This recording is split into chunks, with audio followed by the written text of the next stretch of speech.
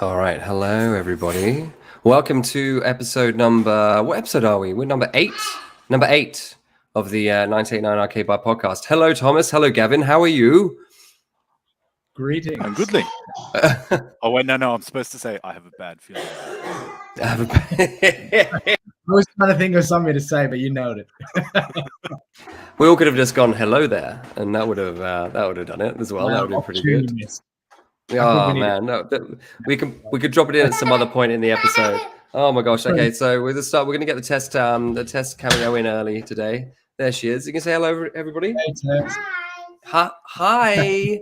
What have you got? You got some dessert? What have you got there? Right, that sounds delicious. Do you want to talk about Star Wars? Yeah, that's right. That's it. She just wants to show us that. There we go, guys. She's having her dessert. She's a very happy young lady. There we go. Well, thank you for joining me for episode 8, guys. We're going to talk about Star Wars. Yeah. Thank you for having us. No, in honor of a certain TV series that was released on Friday. Yeah. What series was that, Gav? It's some guy with a beard. Just dipping into the past like all good Disney series. like good old Star Wars movies and general Star Wars nostalgia and how they build everything around that. And it's. I think. Have you guys watched it? Have you guys watched the 2 episodes or? Nope. Nope. Gav? I have. I was straight in there on Friday, Ben. No waiting around. No, you were there. Like the two of you have feelings about it as well. We have some of us might have bad feelings about this. Some of us might not. I reckon we should save the Kenobi TV series chat for towards the end of the pod. What do you reckon? Where we can give our opinions. I'm okay because I don't know whether we're torn. The I'm dark side flow through you. Yeah, I don't know because I don't know what Gav's feelings are, but I made my feelings sort of. Search your feelings, to be true. I've already voiced my feelings on the internet like every other idiot has done. So anyway, we're here to talk about Star Wars, but more importantly, Star Wars video games. But before we dive into the nuts and bolts of the episode, I actually made a list of all the exciting things that have been going on around 89 and arcades and life and all that kind of stuff in general. So I just wanted to kind of do my usual plugging at the beginning of the episode, see how we're all doing, but also plug the fact that there's a few fun things happening at 89 and coming up. Oh, what have you got now? She's got more desserts. First off, how have you guys been? Anything exciting been going on recently with you chaps? Not a whole lot on my side. Well, look, poor Gavin. Hey, PK964. Hello, mate. Hello. Nice to see you. So yeah, Gav. Let's start off with you, man. What's been going on with you? Because you've had some. No, look, I just succumbed to a certain illness, and I've been recovering from that. We're not allowed to name the illness. No one knows what it is. No one's ever heard of it before, so I won't bore you all. I've heard it's been going around for the last couple of years. Yeah, something like that. I heard something about that. Oh, mate. So, how are you feeling though? Feeling great. Yeah. Feeling great. Apologies in advance that we'll miss trivia this month again, guys. But we'll be back. We will be back in June. Better, bigger, better than ever. After a 3-month hiatus, I think it is. Oh my gosh! Oh no, hold on. We did the Star Wars special trivia in May. So there was a little Game Over Man trivia. So. Yes, but it won't be back until next month. I haven't actually put that on Facebook yet. I need to put that on Facebook. But I'll announce that later. Yeah, live. You've heard it here first, ladies and gentlemen. But did it knock you around too much, or was it just sort of? How was your COVID times? How was the experience? No, look, it was probably 4 to 5 days of being quite average. And so, it's true what they say. The vaccinations last about 4 months, and that's about when I got it after my booster. So but they work. The vaccines work, and to anyone out there who's listening, maybe at the moment, if you're going through it, hang in there. You'll get through it. It's a bit of a beast, but you'll be right. It's another 4 months of immunity, right? That's it. Another 4 months of immunity, right? Yeah, right. Maybe. There you go. You Could I'm not be. going to test that theory. that meme has just been great over the past couple of years. Man. But the thing is, everybody's getting colds now. Have you guys like avoided the dreaded cold? Because I've been basically sick for 3 weeks. I was really knocked around by the influenza, which I've There still you got a cough of. Yeah. So anybody that hasn't got their flu shots yet, get it, because oh man, I've just been rough. 3 weeks. Just knocked me on my ass. And it's not not the spicy cough. I still haven't got it. I had it, should I say. It's just weird. You're one of those asymptomatic folk, Ben. You've just been asymptomatic fools. Yeah. Oh man, it's gonna. The flu sucks. Like, oh, Taku's in the house. Hello, mate. Welcome, everybody. Yeah, Thomas, you're good. Thomas, that was a question to you, mate. What was the question to me? Gav said something at the same time. Sorry. Oh, I said, Ben, are you all recovered? And Thomas, have you recovered from anything? Your turn to win. Anything. I'm all good. I've been going through the stress of uni assignments being due, just absolutely doing my head in. The anxiety, the throwing up, all of that. It's like being sick. Yeah. I don't even go to uni. It's my girlfriend's university assignments that are due that's making me sick. So, are you sick of them? Is that the problem? There's one literally due tonight, and yeah, once that's out of the way, there's going to be like a great weight lifted off. Man. All done oh gosh, yeah. Oh man. Well, look. Hopefully that's it's all worth the pain, and there's like high marks and all that kind of stuff are coming our way. High distinctions, isn't it? Isn't that what everybody aims for? And when it goes to university, 85% plus. Yep. Ooh, nice. Yeah. Well, look, I've got a couple of things. There's a couple of things on this post-it note that I'd like to discuss, because things have been happening. Things have been happening around the world and around the small universe that circumnavigates 989 Arcade Bar. One of the first things I want to let people know is that the VHS Flea Pit is returning. Tom and Dustin are putting together a great Flea Pit season, which will be every Tuesday every fortnight. So 2 Tuesdays per month. I think the first one is on June the 7th. And there is now an official Facebook page for the VHS Flea Pit. So if you love your trash movies and you want to come and watch some trash movies with like-minded people, then please come and attend the VHS Flea Pit. Is now free. It's free entry. There's no longer ticket sales. And the guys have got some great plans and some great movies coming up. So please give the Facebook page a like. www.facebook.com, the VHS Flea Pit. And if you're in Sydney and you've never been to one, then come along. If you love movies, then, and especially if you love trash movies, you're in good hands. So yeah, I'm excited about the Flea Pit coming back. And as usual, just a little shout out about we have comedy. Comedy has now moved. We used to be on Wednesday nights at the bar, and now it's on every Thursday night at 989 upstairs. So if you like your comedy, please come along to that. It's only $10 on the door.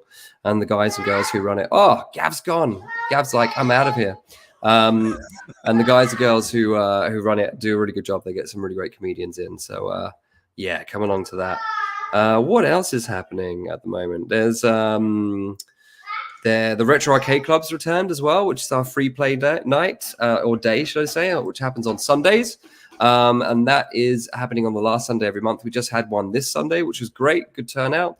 And the exciting thing about that is for $20 a head, you get 4 hours of unlimited play on all the arcade games in 89 across the entire venue. So if you've ever wanted to smash Time Crisis 2 or a complete Street Fighter or whatever, that's the day to do it. $20 on the door and you get 4 hours unlimited play. And kids are very welcome. The bar's open.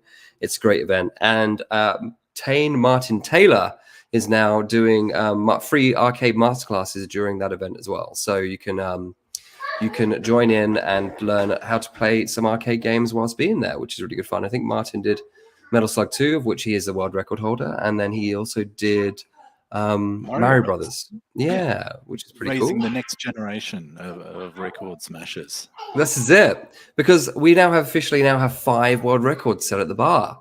So if we can sort of inspire more people to come in and do more world records, that'd be incredible. It'd be great if we get to 10. What about that? That would be so good. We'll get the world record club up to 10. All we need to do is get 5 more. I think Tim's got his eye on what we've already done over the last how many years? About 2.5, maybe 3. COVID slowed things down a bit, or we'd be there, right? Exactly. Yeah, COVID did. I mean, we'd have 10 records there by now, I'm pretty sure. But yeah, come along to Retro Arcade Club last Sunday every month. So Flea Pit Comedy Retro Arcade Club. We also had a really fun event happen towards the end, on Saturday, which was our NBA Jam. I think Gav's had to leave us because of some sort of alarm. Okay. I hope that's nothing serious. NBA Jam. There was an NBA Jam competition that we hosted with Netherworld up in Brisbane, where we hosted a competition in Sydney. They hosted a competition in Brisbane, and the winners of their competition played off against the winners of our competition. That happened this Saturday night. The Brown brothers came down to Sydney, and they faced off against. Hello, Martin, in the comments. Howdy, all. They faced off against Sam and Chris, who are our local NBA Jam heroes. They actually played against the Brown brothers 3 years ago when they did the competition at Netherworld and beat them up in Netherworld. So this was like the rematch: New South Wales versus Queensland. Hello, Stephen. It's a trap in the comments. Unfortunately, what happened was great to get the guys down. Great to get Sam and Chris back in the bar. Great to have a playoff. Hop Nation sponsored it, and there's some really amazing beer we got on called the Slammalama Ding Dong, which is on tap at the moment, which is hazy pale ale. So come along and have that. That's still on tap. But what happened was about halfway through the competition, our NBA Jam arcade decided to cark it. Oh no! Yeah, which I am very ashamed. I'm sorry I missed it, but on the other hand, it would have been a big letdown. Is the machine up and running again now? It is. It sounded like I came in on yesterday. I did a diagnosis check because what happened was it was player 3 or player 4 stick basically didn't go down. It didn't allow you to move your player down. It just jammed, so you couldn't do that. So I actually did a diagnostics check on the cab, which is like a thing you can click on the dip switches and you can then move all the sticks, test all the buttons, and the machine gives you a reading to say, hey, this is working, this isn't working.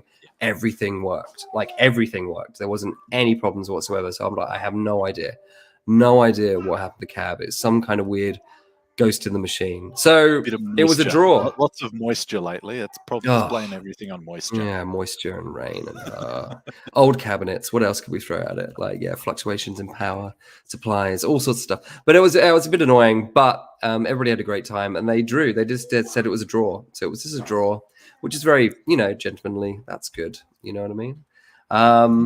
So yeah, that was fun. We had that on. We also got a couple of new games at the bar as well. We now have Asterix, which is a great side-scrolling beat 'em up from Konami, which is now available to play on the floor. And our Killer Instinct cabinet is finally up and running, which is amazing. Finally is the word I was going to use if you didn't say it. You've talked about it for so long. Oh, man. It's just been sitting there. It's been sitting in the main bar area for like ages. And Stuart came in, who is our arcade tech. He came in Friday and just put the internal step-down converter in there because it's an American cabinet, and he also fixed up the coin mech and everything, and it's fan-bloody-tastic. I've never played that on the arcade. I only played the Super Nintendo version, but oh my gosh, it was just so good. It was so good. Or why am I talking about it in the past tense? It's there. It's so good. Go and play it. It's really good. You can't miss it. It's in the main bar area. And then the last thing I want to talk about, which is something very exciting that I've been working on since October last year, that's when we officially started working on it, is that we're launching a brewery. We're launching a little gypsy brewery. We've released the socials and the website and all that kind of stuff. The brewery is called Forgotten Worlds Brewing Co. And this is the website on screen, www.forgottenworlds.com.au. And we are at the moment brewing our first beer, which hopefully is due for release in a couple of weeks. I can give you a sneaky peeky of what the can's going to be like. So as you can see here, it's all our beers are going to be based on different. I can't get the camera to refocus on that. Are going to be based on different concepts in the science fiction, horror, fantasy sort of realm. So our first beer to relate to arcade bars and video games is called the Cathode Ray, which is a hazy pale ale. And there's a whole concept and story based around this character and these arcade monsters that you can't really see because my camera's not really focusing, that she's shooting off screen, that it will be available to read online on our website. We've got a Kickstarter campaign running at the moment. So if you want merchandise, we're doing t-shirts and pins and posters and all that kind of stuff. And you get all the money we raise from that obviously supports us releasing our first beer. Go on the website. That fantastic artwork is on the socials now, isn't it? It is. It's on the Instagram as well, which is just Instagram / I think it's Forgotten Worlds Brew Co. And then the website and the Facebook page.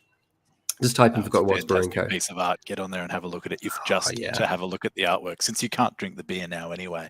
The artwork's amazing. I love it, and the promise that represents of I can't wait to see the fantasy one, the Conan beer or whatever you pull out in that. We've definitely got a barbarian. We should definitely do a barbarian beer. That would be very, very exciting. So we will. I should give a shout out to the artist. The artist who does this is a guy called Kuro, who's one of the regulars at the bar. His artist name is Bazooka Raptor, and he also, if you visited 89, did the big Ninja Turtles Castle Grayskull mural on the side of the building. So he's doing all the artwork for the brewery. And then we have the awesome Dan from Australian Brewery actually brewing the beer. And then we have myself and Mark Quilter doing the sales. So that's the team. That is the Forgotten Wilds team. And we're very excited to start releasing some stuff in the world. So yes, please give the Facebook, Instagram and the website a visit. And, if you want some merchandise, give the Kickstarter campaign to follow. But yeah, October. We started this in October. It's taken so long just to kind of get all the elements together to get to where we are now, which is we're going to probably produce 15 kegs and 150 tinnies, which is going to be pretty exciting. The beer's got to sit there for a while. It was going to take time somewhere along the way anyway.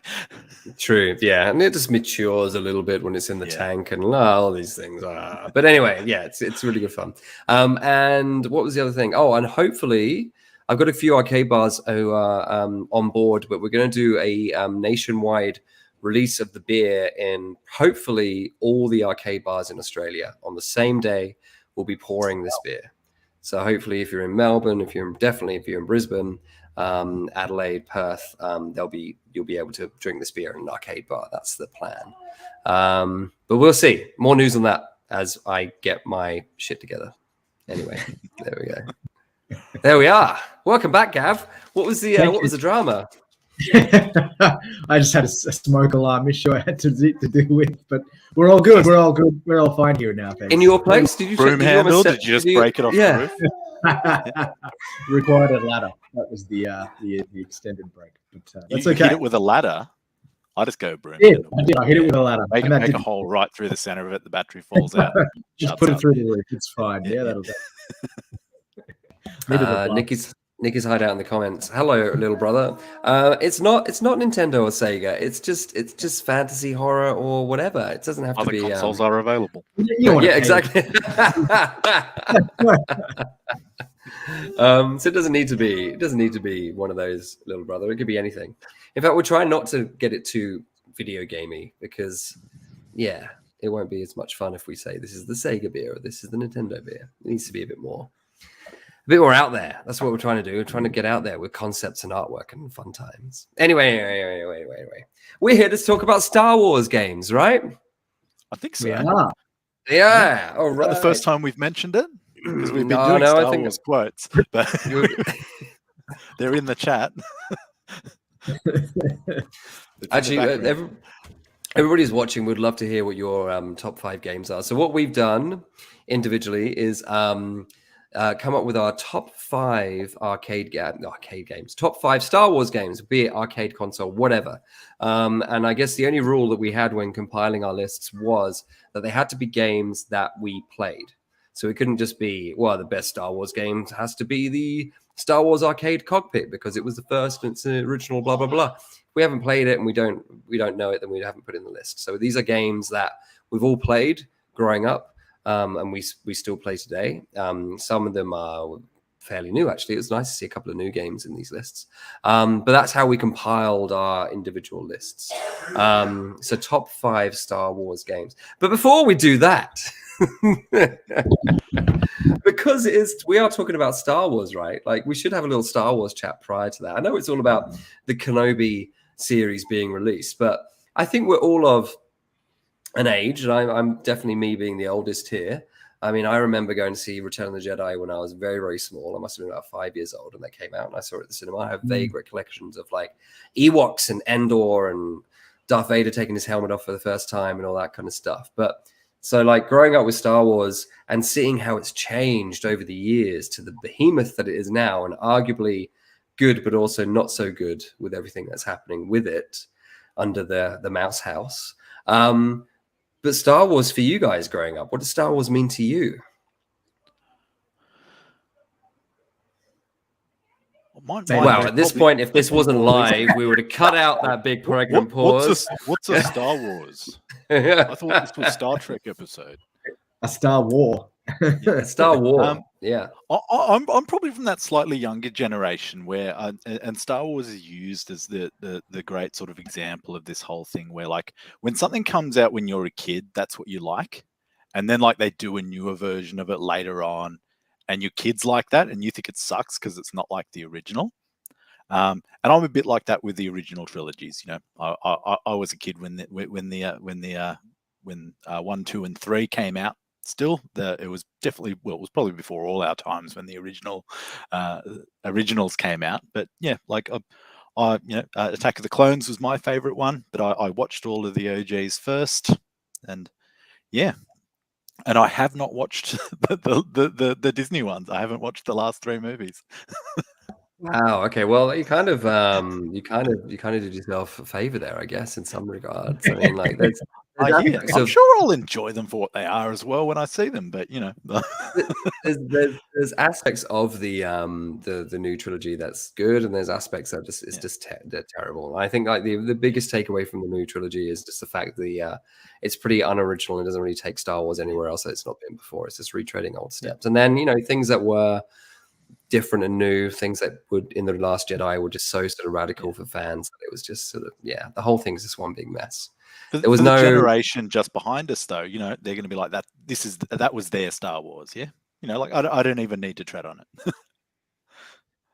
Yeah, true. Or they're going to be like, my Mandalorian was my Star Wars, and that's probably a much better one to have right now compared to, I'm not going to completely shit on the new trilogy because I do enjoy them. They're like guilty pleasures, you know what I mean? But like, it's just sad that there was no planning. They didn't plan a trilogy. They were just like, we're going to make 3 films, and then they made 3 very different films, and then by the time they got to the last one, they just had to fan service the whole thing to try and just make their money back because they knew that it was just gonna go down the toilet. I did YouTube all the lightsaber battles though, because that's just my favorite thing about Star Wars. Like, you know. Yeah, that's all you need is this lightsaber. Very hard to do because, like, you know, Disney clamps down hard on like the copyright detection on YouTube and things like that. So, you know, you find them and like the image has been flipped or it's just in one corner of the screen or whatever to see that clip, so they're avoiding the copyright protection. Yeah, there's a lot of children's TV where they do that as well on YouTube, but they just make it a little bit smaller and stuff. You're like, oh, okay. Or they play it in half speed, and then it says at the start of the video, like, please play it in double speed. Gav, what about you, man? Star Wars. I was going to say, there's a great video on YouTube. Someone took the fight scene, the lightsaber fight scene from The Last Jedi in the throne room. Spoiler alert. And broke it down and basically rips it to shreds. I don't know if you've seen it, Ben, but I highly recommend everyone, when you finish here, if you don't like that film already, that will make you dislike that film even more. Or if you do like that film, then you will walk away not liking that film. It's pretty hilarious. Anyway, I won't say anymore. Star Wars. Yeah, where did my journey start? I fall in the middle of you guys, I guess, in terms of exposure and age to Star Wars. I didn't really get into it. I was scared. I was kind of scared of it as a kid, as like a 5-year-old, of Darth Vader and people being frozen in some kind of chamber. It was a bit bewildering, and I didn't quite get it. But then I think when they did the special editions, mid-90s, just before the prequels came out, I think that really captured me. And I was the right age as well. It was good timing all around. So yeah, from '97, I remember we went to the cinema. They gave you a little passport, get your stamp, having seen one of the 3 films, and not really being super intimately familiar with the original cuts. The special editions were okay with me, like the changes they made and Han not shooting first and stuff like that. That's been fixed to a point. Like we're all old enough to have seen the drama, like when that happened, even though people still talk about it. Look, yeah, that is one of many things George Lucas did that I think a lot of people disagree with. But look, I guess and then you had the rolling into the prequels, and at the time, I mean, as a newish fan of Star Wars, they were great. I enjoyed them. And then you watch them back 20 years later, and there are bits and pieces that maybe don't stick so much as well as they did at the time. Now this is pod racing. That throne room lightsaber battle, like you notice all the cuts in the action and like how weirdly it was put together, which would have been mind-blowing at the time. But it's just like, what? There's things like that, and I don't like sand. I mean, I like sand. I don't like sand. Cool. I don't know. That's interesting. You mentioned the re-releases, because I forgot. How did I forget about the re-releases? Because I actually went to the cinema with my mate Dan and watched all of those again, because I was actually 18 years old when those were re-released, and I remember having all the feelings about the changes and kind of being excited about seeing Jabba the Hutt in A New Hope, even though that dodgy little thing where they make Harrison Ford step on his tail and all that kind of stuff. And but the one I really liked the changes to the most was the Empire Strikes Back is the only film I think that actually benefited from all the messing around that they did, because they expanded the Cloud City at the end. They made that feel bigger, and they put like stuff in the windows and all that kind of stuff, and made the film feel less like you're on an enclosed film set. And then the Wampa scene at the beginning, like you see more of that creature. It is the Wampa, isn't it? The snow Wampa that Luke killed. Yeah, because you never saw that full body shot in the originals. You know what I mean? When the Wampa stands up. As a man in video direction, that added to it instead of taking away from it. Yeah, definitely, because the Wampa always looked like just a little, like it looked like that one scene where you get like a guy in a suit doing this, going to camera, going, and then you see the arm being chopped off, and that's kind of it. You don't really see much else. So actually, that seeing him standing up and eating was like made it more scary. But yeah, like the thing that I'll never forget is the amount of excitement there was for the Phantom Menace. Yeah. Like it was so exciting that in 1999 we were going to get a new Star Wars film, and not only that, we were going to see how Obi-Wan Kenobi went through his journey to become who he became. How we were going to see Anakin Skywalker. We're going to see this whole journey to becoming Darth Vader, what happened previous, and it was so exciting. I remember, I think I went and saw it with my, hold on. I think I went and saw it with my dad. And a lot of stories I've got around playing a lot of these Star Wars games all revolve around me being hungover and coming home drunk from somewhere, or the day after, the night before, that kind of stuff. And I remember the night before I went and saw Phantom Menace with my dad. We went and saw it in Empire, Leicester Square. A few days, I think it was the day it came out, a few days after it came out, and I'd been out drinking with my mates the night before, and because I didn't live in London at the time, I crashed on their sofa, and I literally did the walk of shame to the cinema to go and see it, and then I was just like not showered, not clean, not anything, and then I watched this film, and then I was just torn. I was like, did I enjoy that? I remember there was some really cool music during the lightsaber battle at the end. I remember the lightsaber battle was really cool. That was cool. I remember the pod race. That was really cool. Jar Jar Binks. Yusa. It was just one of those things that you kind of left the cinema feeling like really happy that you'd seen a new Star Wars film, but also really sad at the same time as well, because there was this overwhelming sense of disappointment, even though there was some really cool stuff in that film. you know. And it was an interesting time to be alive and experience like that. It's a bit like going to see The Matrix when that came out for the first time. It's a bit like going to see Avatar when that came out for the first time. There's films that you'll see in your life where you're just like, these are milestone things. And yeah, Phantom Menace was a milestone disappointment for a lot of people. And then Attack of the Clones came out, and you're like, oh, hang on a minute. it's a little bit better. And then Revenge of the Sith came out, and you're like, oh, it's a little bit better. You know what I mean?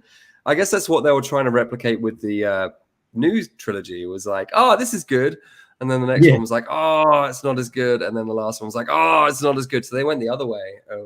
Yeah, fair enough. You know, because it was on either side of the original trilogy, so I suppose that's a nice bell curve. They built the pyramid. Yeah, that's what they were doing. They were building the pyramid. But obviously, in the middle being Empire Strikes Back being the pinnacle of all Star Wars films. Yeah. Then everything just kind of slides off of that pyramid from Empire Strikes Back. It's pretty meta. You see, there's a lot of analysis of like what order you should watch them in. Apparently, not the you know. So based on that, if you just want to go like worst to best, then you just go like 1, 9, 2, 8, and work your way up to the middle. Yeah, pretty much. There's there's a viewing thing online that says you should use Revenge of the Sith as like a flashback episode. So it's almost like you watch 1, 2, then you go to A New Hope, I think. Is it? It's called Machete, Star Wars Machete. 1, 2, 4, 5, 6, and then 4, 5, 1, 2, 4, 5, 3, 6. 6. Yeah, correct. Maybe we could do that because of the whole idea in that you shouldn't know who Vader is, and so forth up until like when Luke finds out or discover that Anakin is the same person. Because that's the other thing. Like it's and we'll talk about Kenobi later on, but that's kind of what the prequels did. They ruined Darth Vader at the end of the day. They turned Darth Vader into this emo moany boy, and you're like, oh man, really? Is that who this guy is? Is that who this guy is? That's forever tarnished Darth Vader. So I actually like glad I'm of the generation where I remember Star Wars prequels, where Star Wars was like this awesome thing where the mystery is what made the movies so amazing. And now the mystery is just gone. And everything is just like being sort of like retrofitted to make it cool again. Oh, what a mess. Anyway. Look, here we are. And look, hey, I don't think we're going to. I'm preempting things here. I don't think there are any sequel trilogy games in our lists. So that's a plus. That's true. That's true. Oh man. Okay. Well, look. Let's start talking about games. Let's talk about games. So we've come up with our top 5 Star Wars games independently of each other. So what I reckon we should do is just go lowest to highest. And we'll start off with everybody's lowest, and then we'll slowly go through our list, and we can chat about these games and why these games we feel are the best Star Wars games. Now then, guests first. Who would like to start? Go on, Thomas. Have the floor. Right. I'm going to say Rogue Squadron. I never owned it, but it's definitely my number 5. Nintendo 64. My best mate had a 64. It was great. It just had something really unique in a game that like physics was making its way into games, and it wasn't really physics. It was just a vector thing, but where you fly the land speeder and you wrap the sort of tow cable around the legs of the AT-ATs or AT-ATs. Don't at me about how to actually pronounce that. It's and like bring them down that way. That was really cool, and it was just generally a good varied Nintendo 64 action sort of fighter game. And there were a lot of space-based Star Wars games, obviously, or involving flying the different vehicles in the game, and that was just a great sort of, I guess, mega mix of those. They look great as well. Was the 64 controller. Really? On that game? So weirdly, I have a copy of this game because I have yet to play it. I have a copy of it. I just like grabbed it. I think a couple of. It's good. Yeah, I mean, it looks fantastic. That's why I nabbed myself a copy a couple of years ago. It's been sitting in a box ever since.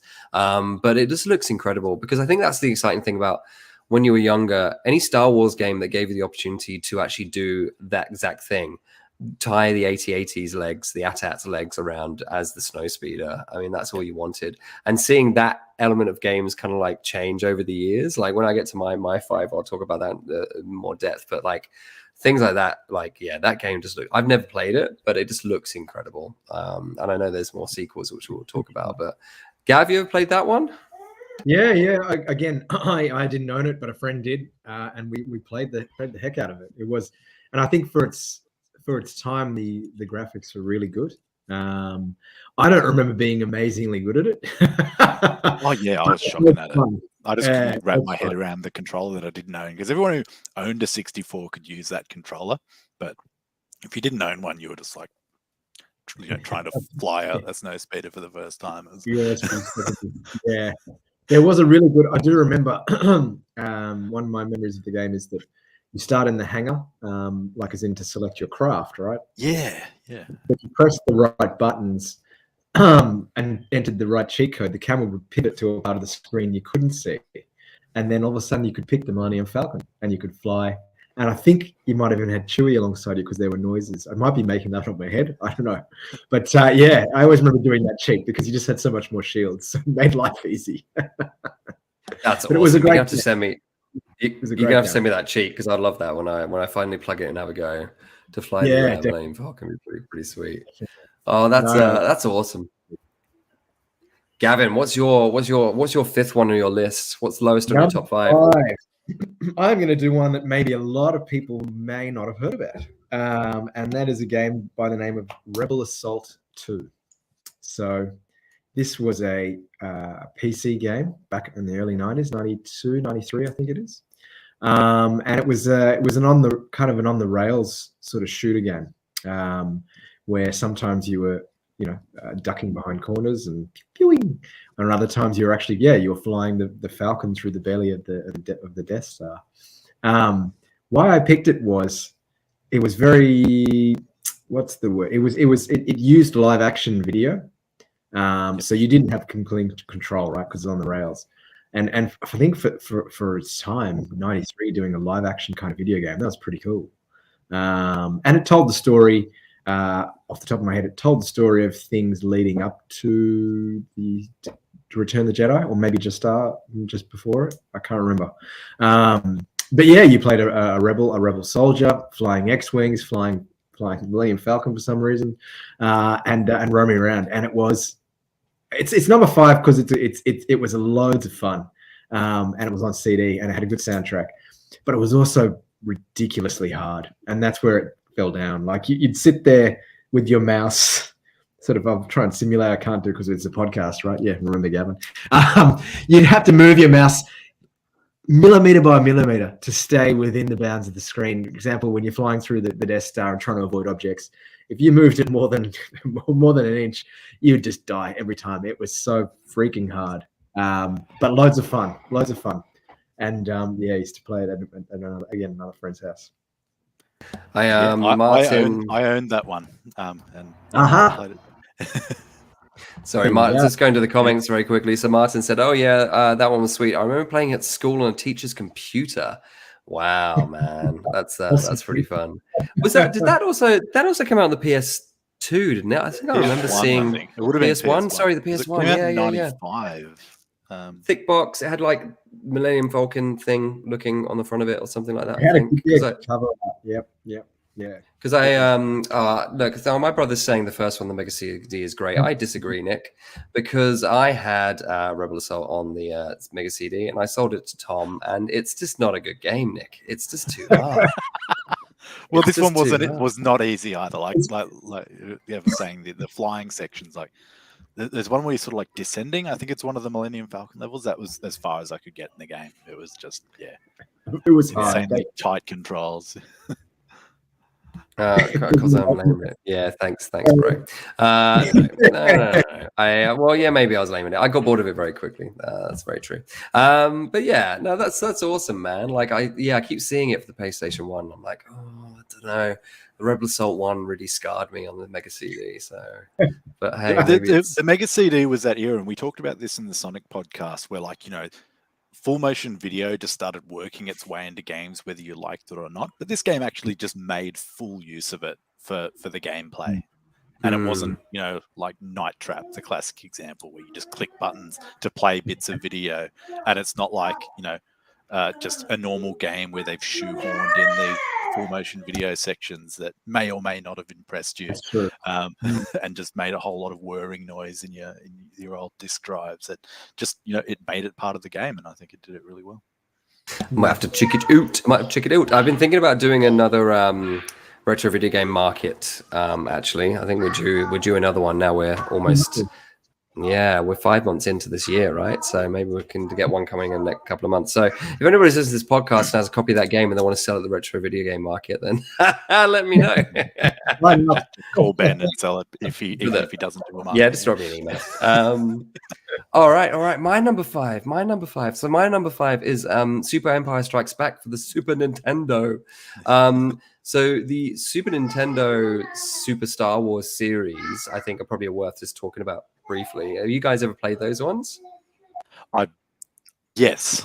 I have played Super Star Wars. Yes. So for me, it's like with these Star Wars games, obviously there's a lot of good modern Star Wars games. But back in the day, what I used to love about the old games was how they really built games around the experience of recreating scenes from the movie and how you could experience those. And I always think that Super Star Wars, kind of the series, did that best because they're like, okay, what do we got? All right, so in Empire Strikes Back, we have got the scene in the snow speeders when you're taking out the AT-ATs. Cool, we're going to do a 3D mode 7, or is it mode 6, mode 7, whatever that is on the Super Nintendo version of that. And then, you're going to fight a Wampa, and you're going to go and have a duel with Darth Vader at the end. And it's all done in like side-scrolling, beautiful 16-bit sort of pixel art. But it's just really, really fucking hard. All of them. Like all of them are, and I love them. I've got all 3 of them, and if I was going to put them in order, it would be Empire Strikes Back, Return of the Jedi, and then Star Wars, as in good to not so good. But the reason why Super Empire Strikes Back makes my top 5 is purely just because I played it so much, just because I wanted to get to that duel at the end to face off against Darth Vader. And the other great thing about those games is that each level had a different character you could play. So you would start off as Luke on your Tauntaun going through Hoth, and then you'd face off against a Wampa, and then the next level would be, I think it's Han Solo. Potentially, it could be Han Solo going to look for Luke after he gets attacked by the Wampa. Anyway, and then other levels could be you playing as Leia or Chewie, and that was really fun because again they will take scenes out of the movie and just create these really cool experiences. And and it's a platform game, and I love the old school 16-bit platform games. You know what I mean? They're great. I put a lot of time past the first level, so I'll for the rest. That's of the it. thing. Like that's why I don't think they're as popular as they could be, because it just made LucasArts must have made them too bloody hard. They're just too hard. They're just too hard. But they're great. Like they for a 16-bit Star Wars game, superb. Yeah. No, they were beautiful. I do remember. I think I played Empire the most too, Ben, and I remember how beautiful it was for a 16-bit game. Especially that this again relates to the hardness, but I distinctly remember the first level in Hoth and how damn hard it was to get through. That's why I remember it so much, because I played it that level and died so many times that level. But I did, you're right. I did like the way you could play different characters, and they actually tackled what you saw in the film. They went, as you say, here's the film, here's the game. I think similar ones from the era, like the Jurassic Park game, did the same sort of thing. Yeah, it did on that era. Yeah.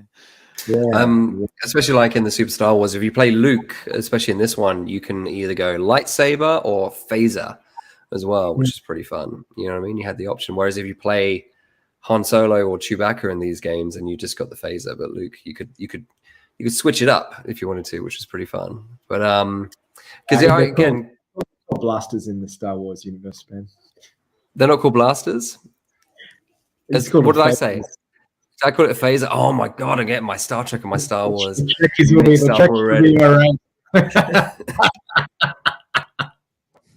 Blasted blasters. Okay, yeah, I'll try not to mess up my terminology moving forward. So many people have already unsubscribed now. They're like, "Oh my god, listen to that last podcast." Yeah, they're like, Ben called a blaster a phaser. That's it. We're done. But I got one. These Super Star Wars series, though, I went through this period in my life when I was younger, where there was a really good CEX in Soho in London, and they had a Super Nintendo section. because obviously this was the late 90s and I was like an 18-year-old, and I bought myself a Super Nintendo that had a converter where you could put like American carts in it. And this CEX had like a ton of American games for like in-box cheap. So I bought things like Batman Returns and Star Wing and stuff like that. And I got all 3 of the Super Star Wars for like dirt cheap. And that's how I was introduced to them. And I used to play them, all that kind of stuff. If only I'd kept hold of them over these years, because they are worth a pretty penny. I've got them now, but I had to rebuy them years ago. But like, I had the whole lot. You know, when you go through that kind of thing, if I had only just put them in a box when I went through that period where I didn't play video games, and then I wouldn't have to have rebought them like 6 years ago. Anyway, Game of Remorse. Game of Remorse. Yes. Game of Remorse. Remorse. You know what I like about our lists is that all of us have actually picked very different games, which I think is really fun. There's possibly only a couple of crossovers, but we've all got different, all got kind of different games, which is pretty fun. So that's good. That's the variety of Star Wars, right there. The diversity. That's it. Okay, Thomas, what's your number 4 in your top 5? I went with the 2005 Lego Star Wars. And I don't know if anyone played that one, but it was sort of after all of the original trilogy had come out. It was kind of episodic in a way, and that, you know, it was kind of like 3 games in one, because they were like, you know, they tried to make games at the time would be like, you know, based around the different episodes, which would be like your realistic sort of, games, but that were based on the movies. But this was just damn fun. That was the great thing about it. Wasn't trying to be too cool. It wasn't trying to be too serious. You would just jump around with crap sound effects like wee wow, little excited characters. They would hit things with their Lego lightsabers or whatever weapons they had, and they would explode into bits of Lego, and it was awesome. I've never played any of the Star Wars Lego games. I feel like I'm missing a trick because everybody keeps raving about them. It was quite faithful in that way, in that, like, you know, the first mission you play is in the the Trade Federation room that you're trapped in with like Qui-Gon, and you know, you've got to escape from the room, fight the droids, things like that. Like it did quite well go through like pretty much all the main action sequences from the prequel trilogy. So it was, yeah. And what was that on? Was that on like PS3, PS2? I'm pretty sure it was on consoles. I played it on PC. See, you guys are PC gamers, right? You both got like PC games in your lists. Certainly do. Yes. I'm looking forward to see, I'm a filthy console player. I'm sorry. Never did the whole PC games. Even though I'm a Monkey Island fan, I played those on the Amiga and all that kind of stuff. And I never kind of made the transition to PC gaming. I just got PlayStation 1 and that was it. Here's a random bit of trivia for you. The designer of Super Star Wars also made an Indiana Jones game using the Scum engine, the same engine that the Monkey Island game is based on. Really? Called Return to Atlantis, I think. Oh, the Click and Point adventure. Yeah. Using there was the Scum engine that was sort of that. I guess, you know, that was just the name of the engine that they used for making the Monkey Island games, and then they licensed it out a bit. But it's going to be very good. It's going to be a very good indie game, because that's another character that like hasn't really. I mean, there's a couple of okay games on the PlayStation 2, and I've got the Super Nintendo The Adventures of Indiana Jones, which are pretty much exactly the same as the Super Star Wars series. They're like, you know, side-scrolling beat 'em ups, side-scrolling platformers with lots of scenes from the movies. We should do an Indiana Jones game podcast. Yeah, because the games very rarely touch on the movies in the Indiana Jones series. Exactly. They're all very, very different. They all try to be their own little Indiana Jones adventure, but not the Super Nintendo game. Oh, we should earmark that for another part. We will. For the film, right? Number 5. Sorry, say it again. Oh, there's another film. What, have you seen the? They've released a teaser image of. Oh no! I didn't. Yeah, it's a tasteful nude. No, it's a tasteful sort of like shot of him obviously walking in a tomb, and it's a silhouette, and it's kind of like got a light behind him, and he's like walking across a rope bridge. It's awesome, but it doesn't really reveal much. It shows that Harrison Ford obviously dresses up as Indiana Jones in the new films, which is good. That's good. Yeah, that's a good thing. To dress up as Indiana Jones. Yeah, that's it. This is it. So Lego Star Wars 05. Okay, that's cool. So that was the 1 to 6. Was it, Thomas? It does episodes 1 to 6, or was it the prequel? I only remember the prequels from it, so maybe it did 1 to 6. I think I may have played it too. I got a vague memory of killing things and Lego splattering everywhere and running around and picking it up. Yeah. It would have been so easy the way they did it, because it's not like they had to design really unique character models for everything, and that was one of the great things about, like, you could have so much in it, and the limitations of, like, games even to this day, but especially back then, it was just like the development of assets for 3D games in particular. But everything is the same model. There's just different textures on the little Lego dude with maybe a different accessory or two. Yeah. And then the wireframes are all the same, so they could get and that's like, so the game's got so much in it purely because of that, because everything's just based around Lego pieces. All the assets are already there. They can reuse them for everything. Just going into the comments very quickly. Thick Good Daddy. I lightsaber my neighbor's dog Savo, and it too exploded like Lego. Well, there you go. There you go. Where'd you get your lightsaber from? Was it a purple one? Was it a red one? It's innuendo. I don't think he meant his lightsaber. If I know Big Daddy, Okay, yeah, true. All right, next. Where's my beer? Anyway, next, number 4 for me. We're going to stick to the PC theme here, and I've gone with a game by the name of TIE Fighter. Again, this is another very early 90s game. I'm going to say 90, probably similar time, 92, 93, 94, somewhere there. And look, it's fairly self-explanatory. You do play the role of a TIE Fighter pilot. And you get to go around blasting the crap out of X-Wings and those pesky rebels. It's pretty cool. And the reason why it stood out for me was, I think...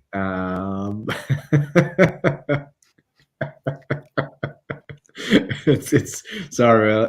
I think Peck was just tell us that he meant that he hit his neighbor's dog with a bat, and that I painted that you painted blue, and that's good clarification. Blue cricket bats. Where were we? TIE Fighter. Yeah. Look, it was. I think it came out. I think before it came out, a game came out called X-Wing.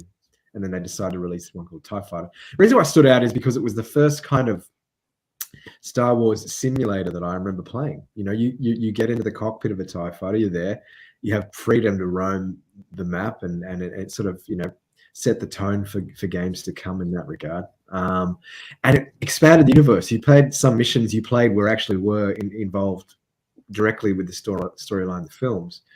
But then it took you outside of that, and it took you beyond. I don't know if it directly connected to any books or comics or anything. I don't believe it did, but it gave you new stories in the same universe that I hadn't experienced that before, at least as a gamer or as someone who enjoyed the films. So it was a lot of fun. And then the last bit is that you got all these TIE Fighters that you'd never heard of. Or TIE Fighters you'd seen, you see them once and a few times in the Return of the Jedi, TIE Interceptors. You got to fly all these different craft. That was really cool. So it had a multiplayer capability too. Not that many people had the internet back in those days, but you could if you wanted. If you could find a buddy with a computer and a CD-ROM drive. It was just classic LucasArts. That was those years probably. 1990, 1991 through to 99, they were the golden years of LucasArts, It's true. It's very true. Getting into the games that were actually developed by LucasArts, and they really didn't hold anything back. They had all the assets, they used them. Which is incredible. Yeah, you hear stories about Monkey Island, which I think was a LucasArts game. And the amount of creative freedom and money they just threw at these games back in the day, and it just really paid off. That LucasArts just made some incredible titles back in the day, which is really pretty. Sorry, my daughter, it's bedtime, and this is convincing Tessie to. He's not having any of it. Yeah, he's not having any of it. So, what do you mean? It's only 8 o'clock. I can be up for another 10 hours. That's so. With TIE Fighter, was it all just vehicle-based action? Was it all just set in like vehicles? Yeah. He is literally in the cockpit. Yeah. And look, I'm Was sure. it one of those like full rotation ones where like you could spin around to any direction sort of thing? And Correct. Yeah. Yeah, You weren't on that- rails or anything. You could do whatever you want. I'm Yeah. sure I've played it. I don't remember. I didn't play it in depth, but yeah, I just know those sorts of games always did my head in. the full like 360. They were pretty. Yeah, they were serious. They were never quite my thing.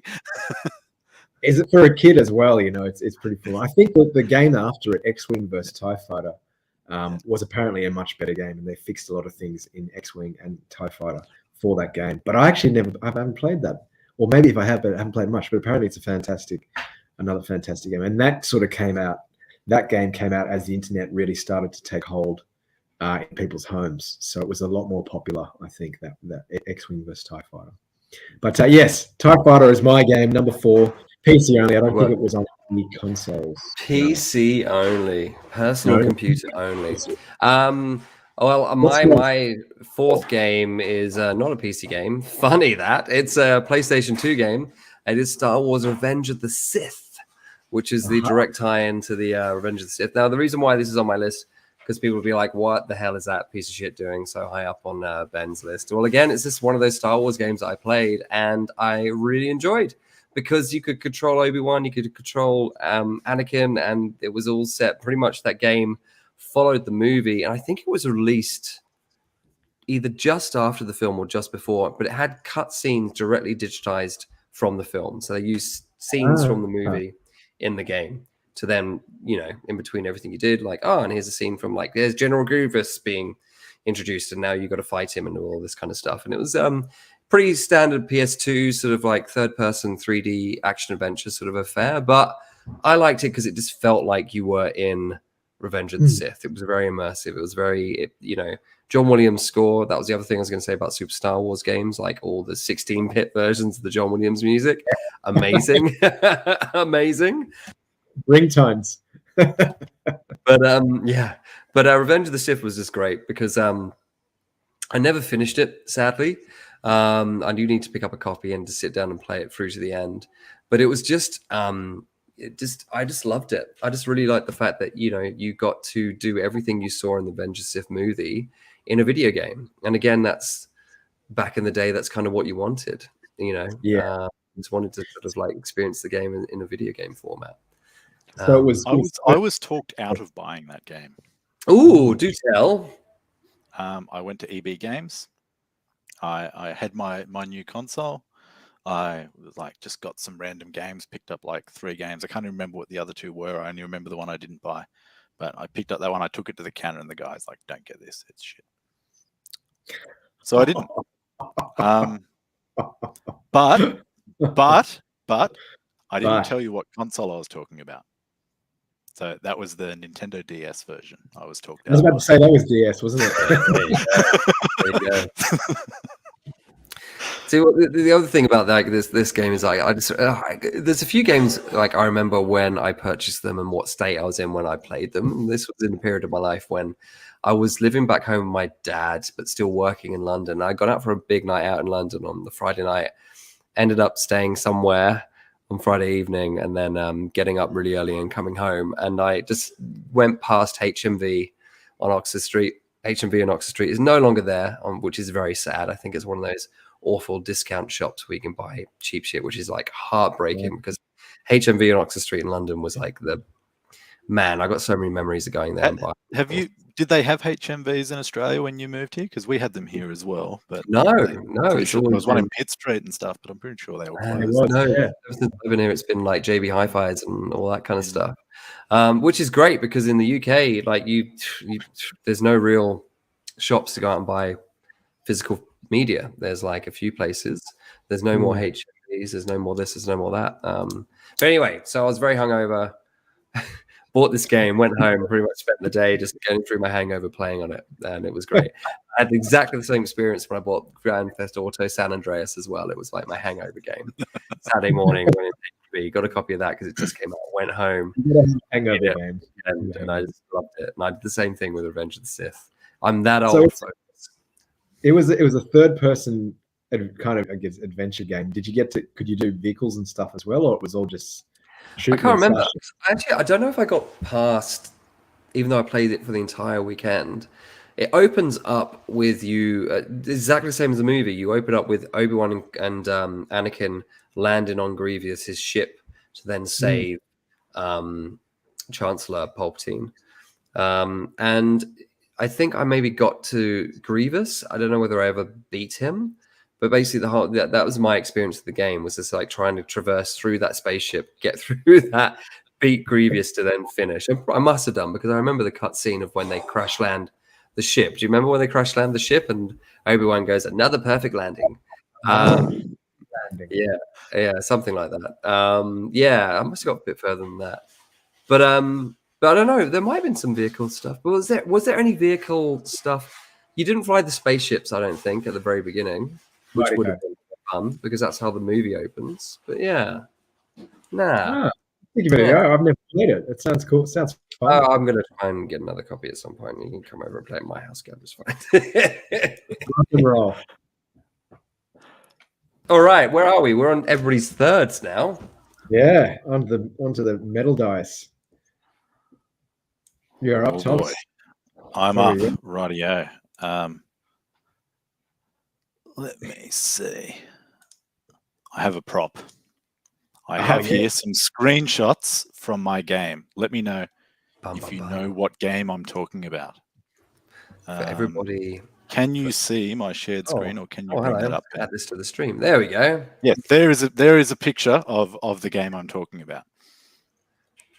Is this a Star Wars game? Oh wait, shit. Sorry, that's Age of Empires 2. Wait 1 second. Wait 1 second. Watch this screen. I mean, it's a good game. There, Galactic Battlegrounds. It's Yes. reskinned Age of Empires. Uses the exact same engine. Uses the grass textures. This is both one of my favorite and I think one of the worst Star Wars games ever made, because I love Age of Empires, and it was just reskinned that, where you played like 7 different factions. There was a Wookiee faction. There was, of course, like your Rebels and your Empire Republic and the Trade Federation factions and things like that. But yeah, it was just It was just, sorry for anyone listening to the pod, but yeah, it was just Age of Empires reskinned, and not with a lot of effort put into it either. This looks like a PC game. It sure is. And I remember seeing this at a mate's place. I'm like, is this just like a mod pack for Age of Empires? It's like, no, this is a new game. I'm like, oh, okay. It's crap. It's like the first thing I thought, because there were like flying vehicles and things in it, which just didn't really belong in like the Age of Empires that it looked like. But then I went and I got it and I played it and I couldn't stop playing it because I just love games like this anyway. So yeah, they got you. They got you. They knew exactly who they were building that game for. Hook, line, and sinker. That's amazing. That's amazing. There must be a few games like that, like strategy-based sort of games for the Star Wars universe. I've played them because I don't really get on with those think games. of any others now. I think you're probably right, but there's one called, I think, Rebellion. I think, but I think that's maybe someone will correct us in the comments. That's like real-time space strategy. There's one, and there's definitely a real-time space strategy one, but I don't know if it's called Rebellions. Something like that. Cool. Yeah, I do remember that game. I didn't play it. I think it was one of those games I walked up and picked it up off the shelf and I read the back and I was like, nah. He smelled it a mile off. But I loved Age of Empires, so clearly I made the wrong decision. Well, there's still time, Gav. There's still time. Yeah, it's still time. There's still time. As long as you can click on an Ewok and it says "my liege" or "my lord," then you know you're. Oh,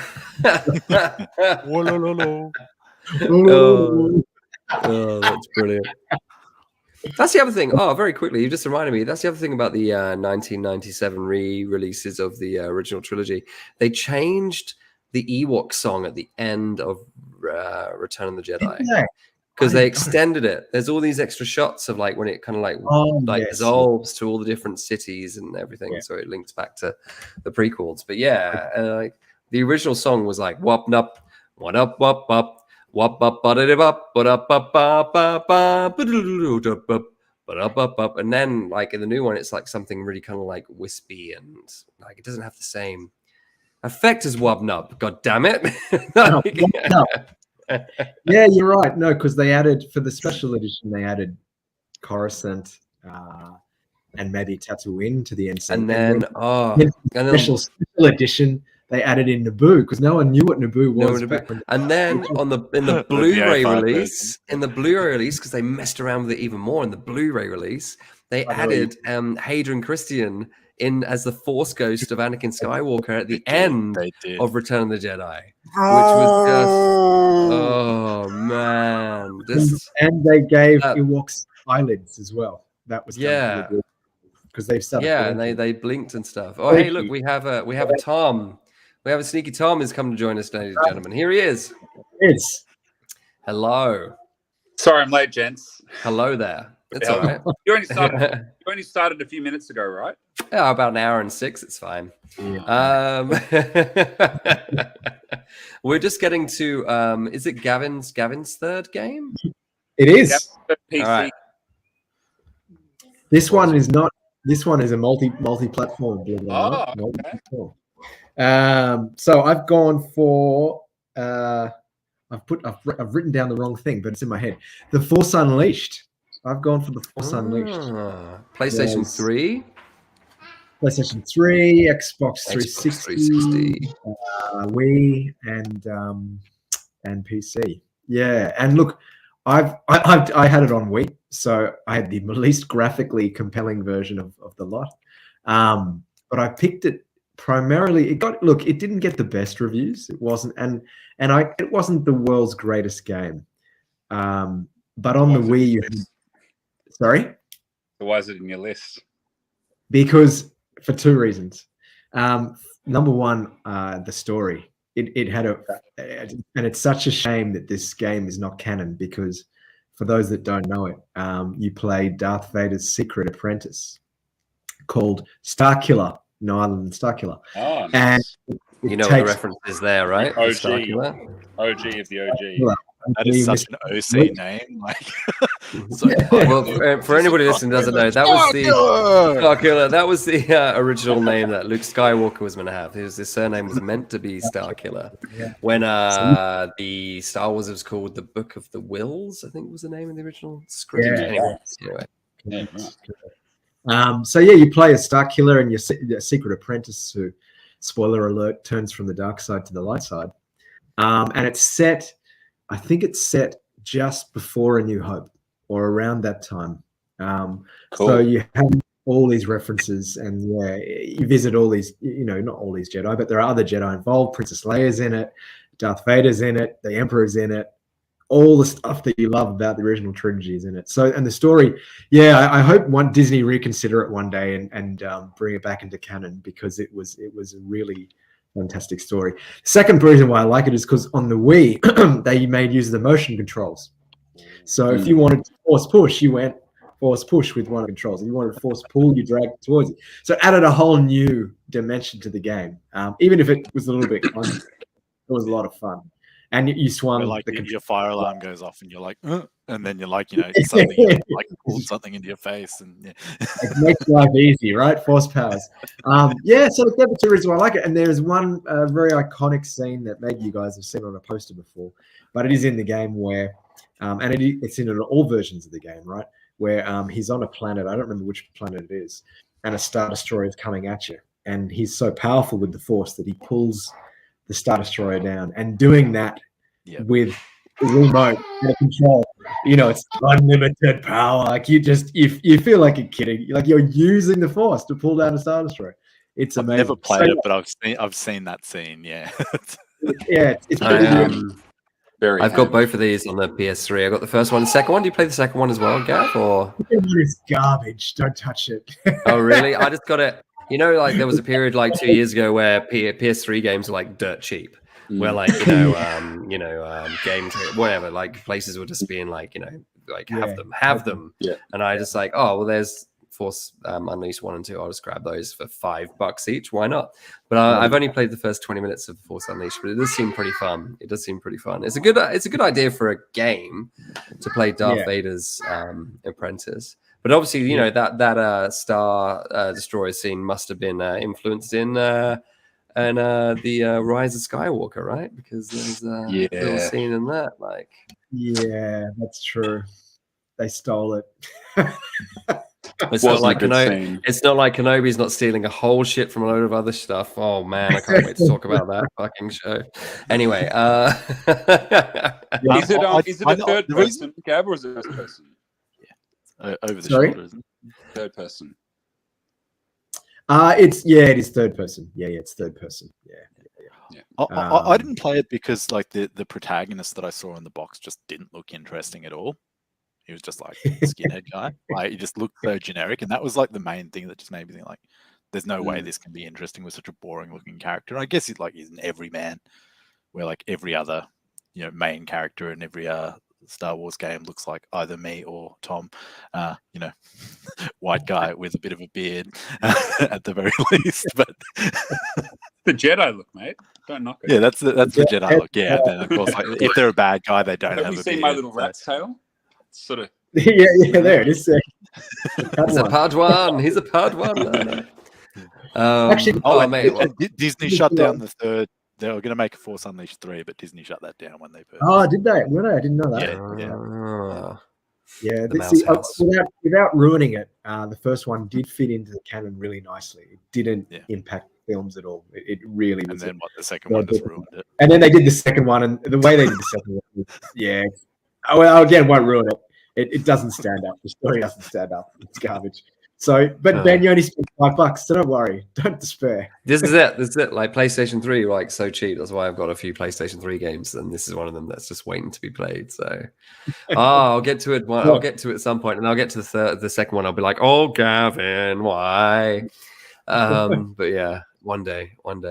All right, is it my turn? Number 3. I don't know where Tom's gone. Tom's disappeared. Oh, sorry. So I was just checking something on my phone. Waxing is ready. That's it. Well, sorry. So you're all going through in order. So you're not all just doing a monologue. You're just all going through. Yeah, we're all going through it one at a time. So I'll tell you what. Why don't you give us your 5 and 4 so we can catch you up? Why don't you do your 5, 4, and 3 so then you're fully caught up with us? All right. So I did I'll throw in a couple of honourable mentions, which were dark horses. We'll do those at the end, Tom. Do those at the end, man. Okay. Yeah. So I just wanted to blitz through it. So coming at number 5, I've got Shadows of the Empire. Ooh, we need to talk about this game. Yeah.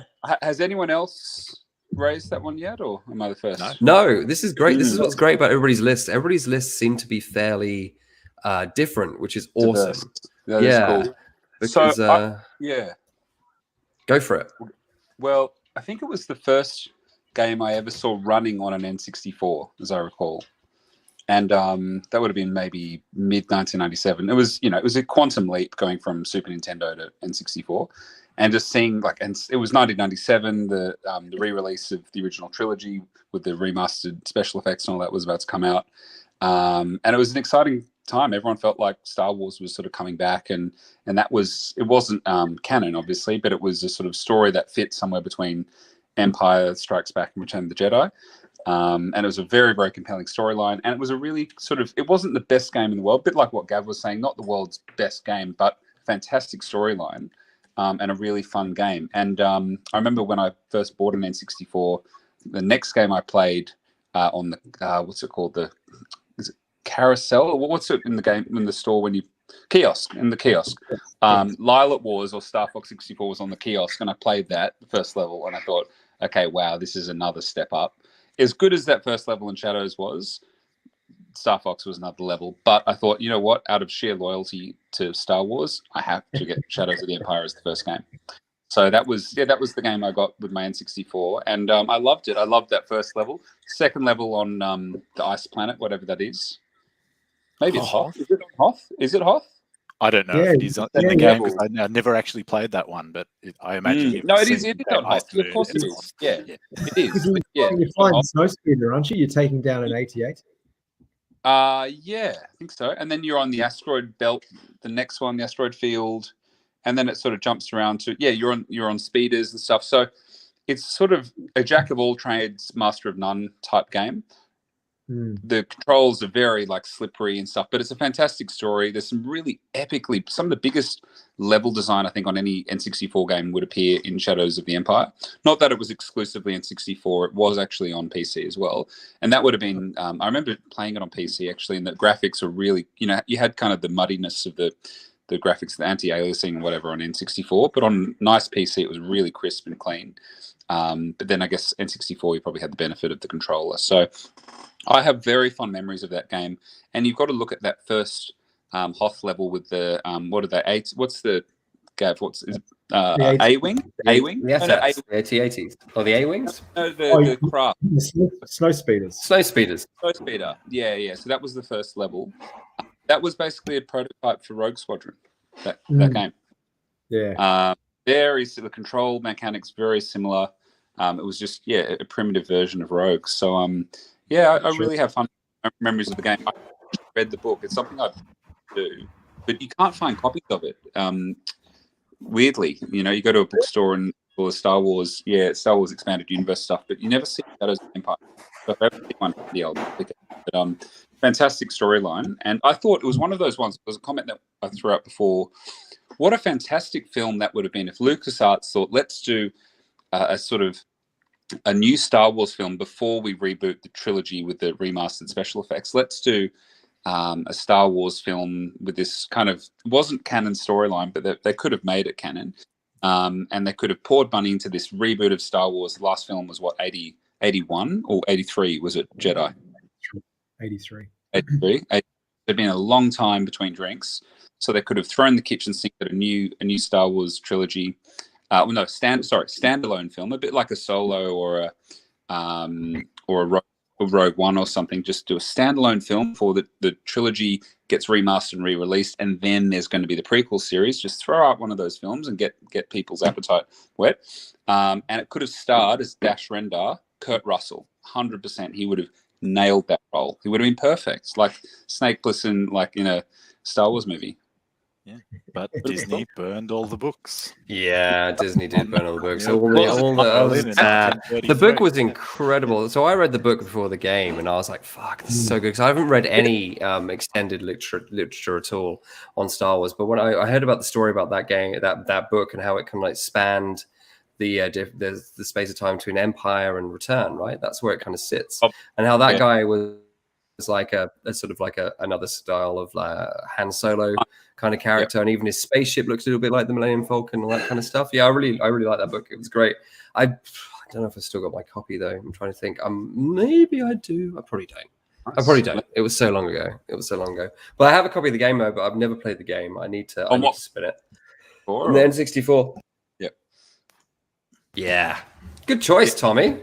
Yeah, no, people mocked it, and it was like a 6 to 7 out of 10 game in all the reviews because the mechanics weren't particularly good, and the graphics were pretty good, but I don't know, it was a hit and miss. Some of the levels, like some of the speeder, those like what are those motorbike things?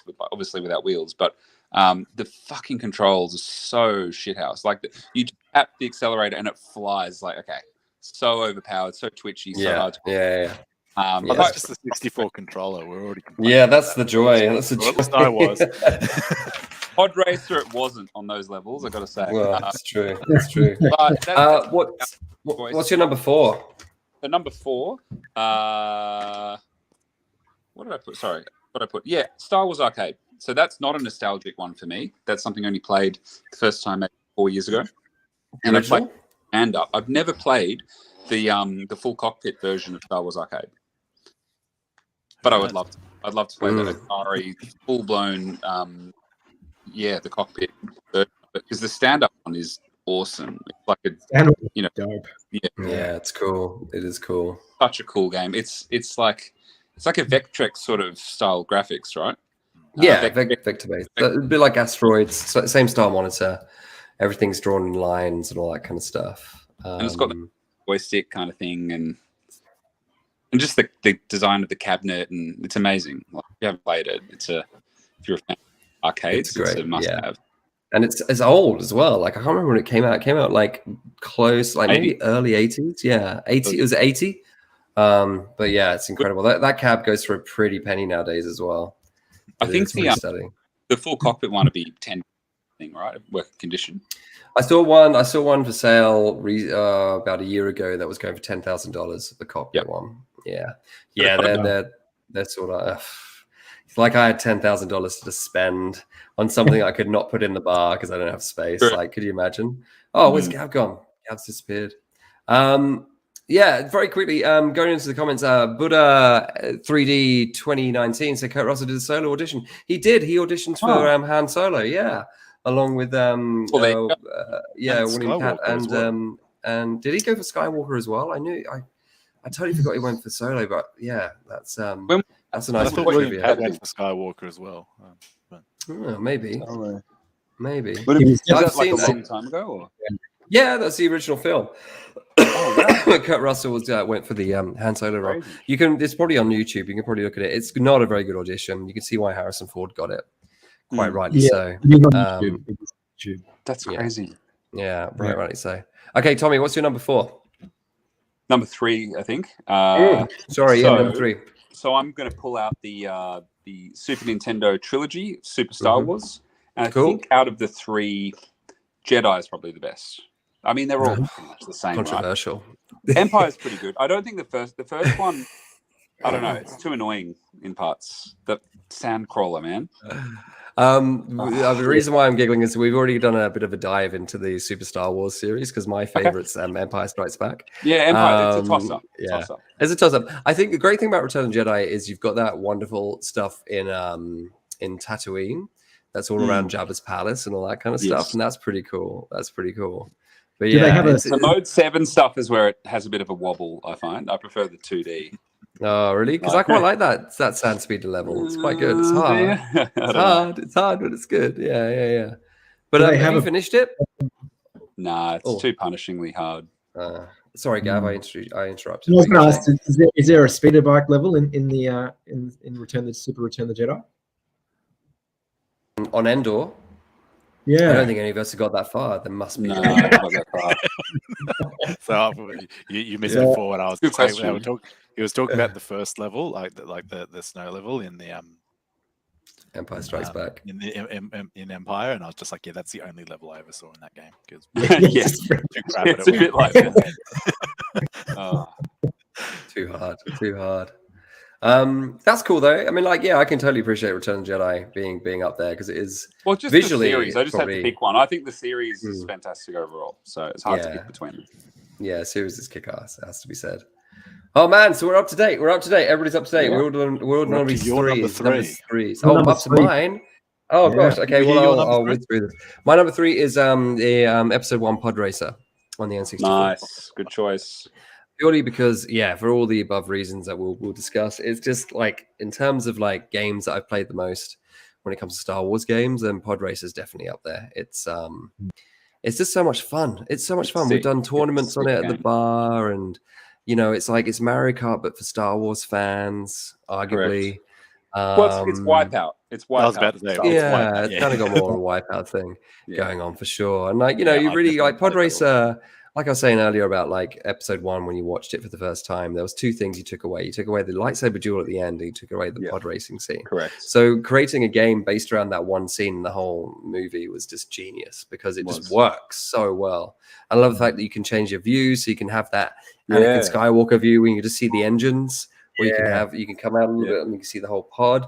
And the sound effects and everything from the movie, when you got all the Watto, it's almost like they designed it to be licensed. Yeah. The guys go sound effects of the other engines and stuff. It's just so good. But also, I have. Can we just shout out to every Star Wars game for having incredible, like at least distinctive audio, because LucasArts did amazing audio. Very true. That's very true. Yeah, it's very true. A lot of the games use the film audio. A lot of them direct that. That's all they need. All the Watto stuff. Yeah. Hello, Annie. Lanny. Lanny. Yeah, exactly. Come here, so good. But I have a Honey drunk is my story. girlfriend's name, and yeah, I'll just because they're like, obviously, I've done that joke. You've done that joke. You're like, oh, okay. My other drunk story based around this game. I don't know why I've got a lot of drunk stories based around this game. It's my last drunk story based around this game. But when I was 21, I was dating a woman 10 years my elder. She was 30. I was 21, senior. My elder. Come on, it's Star Wars, right? So it's elders. It's not younglings. And I remember she invited me around for dinner, and she had 2 kids. And what did I do for that night? I played Star Wars Pod Racer pretty much for the 2 kids for the entire night. And that's this is one of my fondest memories of playing Pod Then what Racer, happened? I'm not telling you the rest. The rest is for another time. Then he came to us. It was good. It was a good night. It was a great game. You do realize it's not an N64 exclusive. It was released on at least 2 other platforms that I know of. What was it PC? Because Correct. everything seems to be PC. That was probably and then the best version, the PC. Yep. It was on PlayStation too. Was it on PlayStation? Was it on PlayStation? Because Sure. I did a version of Pod Racer. Game. Yeah, there was that. They did a version called Revenge or something like that. Pod Racing Revenge or something, which came out on the PlayStation 2. Right. But I don't think Pod Racer came out on the PlayStation 2. So what was the other? I don't think it did either. So what was the other platform? Oh, interesting. GameCube? No, GameCube was later. Arcade. 1999. What could it have been? Did they do the arcade? They did the Pod Racer arcade. Yep, I know now. I just looked it up. Get off so the internet, I Thomas. Because I was just trying to look at it. It's like, surely it was on PlayStation. No, apparently it wasn't. I thought that was where I played it. No, but don't give the game away. So we're Put us out of our mystery. What was it? well, just work it out. It's 1999. What could it have been? 999. What was a current console in 1999? In fact, quite a new console, new and exciting. Did it come out on the Dreamcast? Tremendous console. Oh, it came out on the Probably Dreamcast. No the best way. vehicle. It came out on Dreamcast. It's a bit of a rarity on Dreamcast. Must be a that's rarity. interesting. It is. Yeah, I've never seen it. In fact, I've must never be- played it, but I would like to play the Dreamcast version. I think it could be a It bit more. must- Would have looked better than all the other versions. Maybe not must PC, but certainly N64. Yeah. The challenge with the N64 one is you've got you want to play it on high res for the visuals, but you've got to put it on low res for the gameplay. It's I remember now. I did play it on PC. Now I think of it. Yeah, I played. It was smooth on PC. I played a demo version of it on PC before I had it on something else. That's what makes it such a challenging game. The choppy frame rate. You have to be like 3 seconds ahead to predict. It's because you have to use the Force when you're playing with it, Tom. Basically, That's that's how what it bad is. You got to use the frame rate Force. You got to be able to see things before they happen. Hey, Exactly. didn't it use the expansion pack though? In the It did. 64? It was one of the. It was actually one of the early games to use it, wasn't it? But was there a version? It never came packaged with one. That was Donkey Kong, right? Donkey Kong 64 had one packaged. I thought Star Fox. No, that was the Rumble Pack. That's right. It was too. That was the Rumble Pack. Lilo Wars was bundled with the Rumble Pack. Donkey Kong 64 was the expansion pack. Right. Pod Racer had its own exclusive console variant, as you may recall. It was a twin pack with Pod Racer with the artwork of I think it was maybe Sebulba's pod and Anakin's pod or something. It was a nice big black. They'd be quite collectible actually, one of those twin pack Pod Racer tie-in ones. It was definitely one of the first games to embrace the expansion pack for that expanded resolution, but the frame rate suffered horribly for it.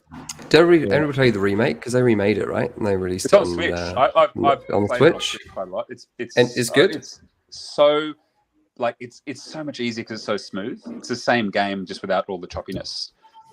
Except for that stupid fucking level, which is that it's one of the bonus ones, and it's like 2 tiers. It's like there's 2 levels, and you keep falling off down to the bottom one, which is the slow one, and you always get smash. You know the one I'm talking about? Yeah. No, but I'm sure if I play, it's been a while since I played it. I never. I can smash every single level in that game except that stupid freaking level. So annoying. I've played it a lot.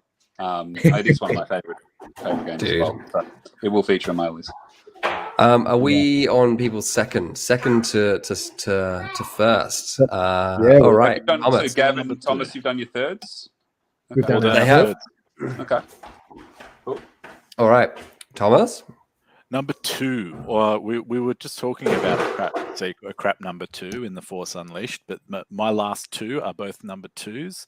My number two is Knights of the Old Republic 2. Was this a PC exclusive? This one, because I've never played it.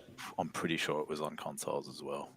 Is this the one? I might have been on the Xbox, the original Yeah. Xbox. Yeah. So it's the original one was a BioWare, like Mass Effect or that sort of thing. It was definitely on consoles. It had to have been. It used what was it? Not the Aurora engine. I think the Odyssey engine. It was like, if anyone ever played Neverwinter Nights, I don't know if anyone knows. That Dreamcast, game. was it? Dreamcast? No, sorry. Neverwinter Nights was very much PC. Was it? Oh, okay, Yeah. sorry. But it was kind of an engine designed to be like for Dungeons and Dragons games to be made into like dungeons. Like they based a game around it, but also just let you have the whole level designer so you could build around it. And it was an upgraded version of that engine. But otherwise, it was just kind of a role-playing game, and it was actually based on Dungeons and Dragons rules. But that was Knights of the Old Republic. Knights of the Old Republic 2 was licensed to Obsidian Entertainment, and Obsidian came after Black Isle Studios. They some of the best world builders in like role-playing games ever. Like they came up with the Fallout games. The Fallout games wouldn't exist if it wasn't for Black Isle and Obsidian, who then went on to make like New Vegas, arguably the best Fallout game and things like that. So, they just made an amazing role-playing game set in the Star Wars universe, which was very basic in the way the rules worked. It was kind of clunky because it was semi-turn-based live action sort of thing, used like Dungeons and Dragons style ability rules instead of you actually aiming to shoot at things. So you could pick your enemy and you would shoot, and based on how accurate your character was, you may or may not hit them. But that really, describing that part of the gameplay doesn't do any justice to like how role-playing games work. It was just a great game, and every character in the game could shift from the dark side to the light side, and their personalities would change depending on what you did, how you treated the other members of your party. I thought it was amazing. Yeah, awesome. Anybody else play it? Gav, did you play it? Because I'm not a PC or like I know it wasn't just on the PC, but like I totally missed this one. Yeah, no, I've always wanted to play the original.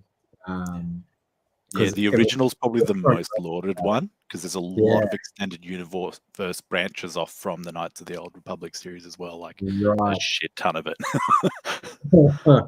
And what made this one number 2 better than the original? It was. I think it was just they did the story better, and I attest that to it being one of my favorite studios ever that was behind that version of it. It was a sequel, used the same engine, just slightly updated, but I think the story was told so much better. Although they worked on a foundation built by someone else, I think they just knew how to use it. Yeah. Oh no, Awesome. I do need to play both of those, and they have awesome cutscenes as well, don't they?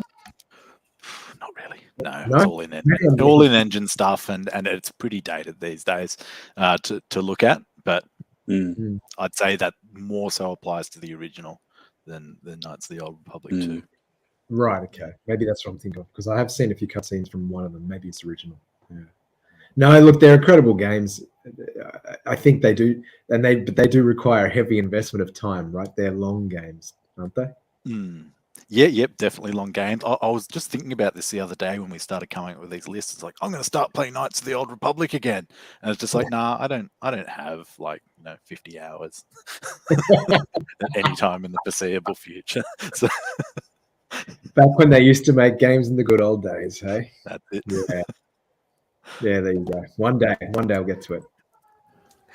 Put it on the list. Put it on the list for when we have all the spare time. All the spare time. I keep saying like I'm collecting retro games for when I retire, and I'll just sit there and play games. And I'm like probably not going to happen. But hey ho, we're all going to have dreams. Gav, what's your number 2 in your top 5? I'm cheating here, but I've gone two games for number 2 because they both have their own redeeming features. So I've gone Battlefield 1 and Battlefield 2, but the Battlefront. Sorry, yeah, Battlefield. It's not a Star Wars. Same thing. Yeah. I could have brought up the screen. No, look, these ones, funnily enough, from the early 2000s, right? Early to mid 2000s. Maybe even they were. So they're not actually Battlefield games reskinned to be Star Wars like the modern ones are. These are their own games in their own right. And I remember Battlefront 1 was fond memories of playing that at uni with people in the dorm. And the reason why that was a whole lot of fun is because it was the first game, to my knowledge, after the prequels, that was a first-person shooter. So you got to run around Naboo, hopping in tanks, blowing shit up. You couldn't be. Its downfall was you couldn't be a Jedi. You could only be troops, but you could be a droideka. So you could hop in, spin around, jump up, pop your shield up, and shoot the shit out of the stupid little Naboo troopers. So it was loads of fun, and of course you had the vehicles. You could jump in a starfighter, fly around the map, and have little sort of like dogfights above the map. So that was Battlefield. I've got to stop saying that. That was the first Battlefront, and then the second Battlefront wasn't nearly as popular, but it just improved on the original so much in ways that you wouldn't expect a game sort of 2007, 2008 to do. And one of the biggest improvements and I forget was they had space maps, but they were space maps combined with land maps. So you'd spawn in, a control room of the rebel ship, run out into the hangar, jump into your starfighter, fly out of the ship, have your little dogfights, and you could go land in the Imperial cruiser and hop out and run around there. And it just took it to a new dimension. Yeah, like it was super clever the way they did it, but it wasn't nearly as popular. I don't know if it was a flop, but it was buggy as hell, that game. It used to crash all the time. I remember. Was it the one that copped all the flack about the loot boxes and things on the release? That might have been it. That might have been the one. Yeah, it wasn't by far away. It wasn't a perfect game, but you could. They did allow you to be Jedi in that game though, and you could be Yoda and Vader, and there was only a select number of Jedi you could be. And then they brought Force powers in. I think maybe the Jedi were a bit overpowered as well. I think that was another complaint in that game, but it was just so much fun. So yeah, they rank on my number 2. I put them both there because the new Battlefronts are so different, and this is the cynic in me. They do cater for this modern gaming audience, but it's a different style of game. It's sort of those two Battlefronts had this sort of sense of adventure. I think today the Battlefronts are more just like shoot the shit out of everything, Correct. and it's just get as many kills as you can. There's objective space stuff, but it just doesn't feel the same. Anyway, rant over. Yeah. That's Tommy, one Tommy. of them. The number 2. Tom, you're up. So we've already covered this one. So Pod Racer comes in for me at number 2. Right up there. It's a top shelf game. Would you recommend people buy the Switch version, or is it only available? 100%. It's what, $20 or something. You can there's a physical release which is tied in with, was it Republic Commando? Public Commando. Yep. Republic Commando. Yeah, that's the tie-in. So you can get the physical release of it. I think that's about $40 or something, $40, $50, and you get 2 games. And I'm not that familiar. I think I have played Republic Commando. I think didn't remember loving it, but yeah, Pod Racer is well worth getting on Switch. It's the same. It's just the graphics are super clean. Gameplay is incredibly smooth. It's I've got it. I had to download it and play through it again. It's one of my favorite racing games of all time, I would say. Did they do any graphical updates with that as well with the release, or it's just smoothed out? It's not like reskinned.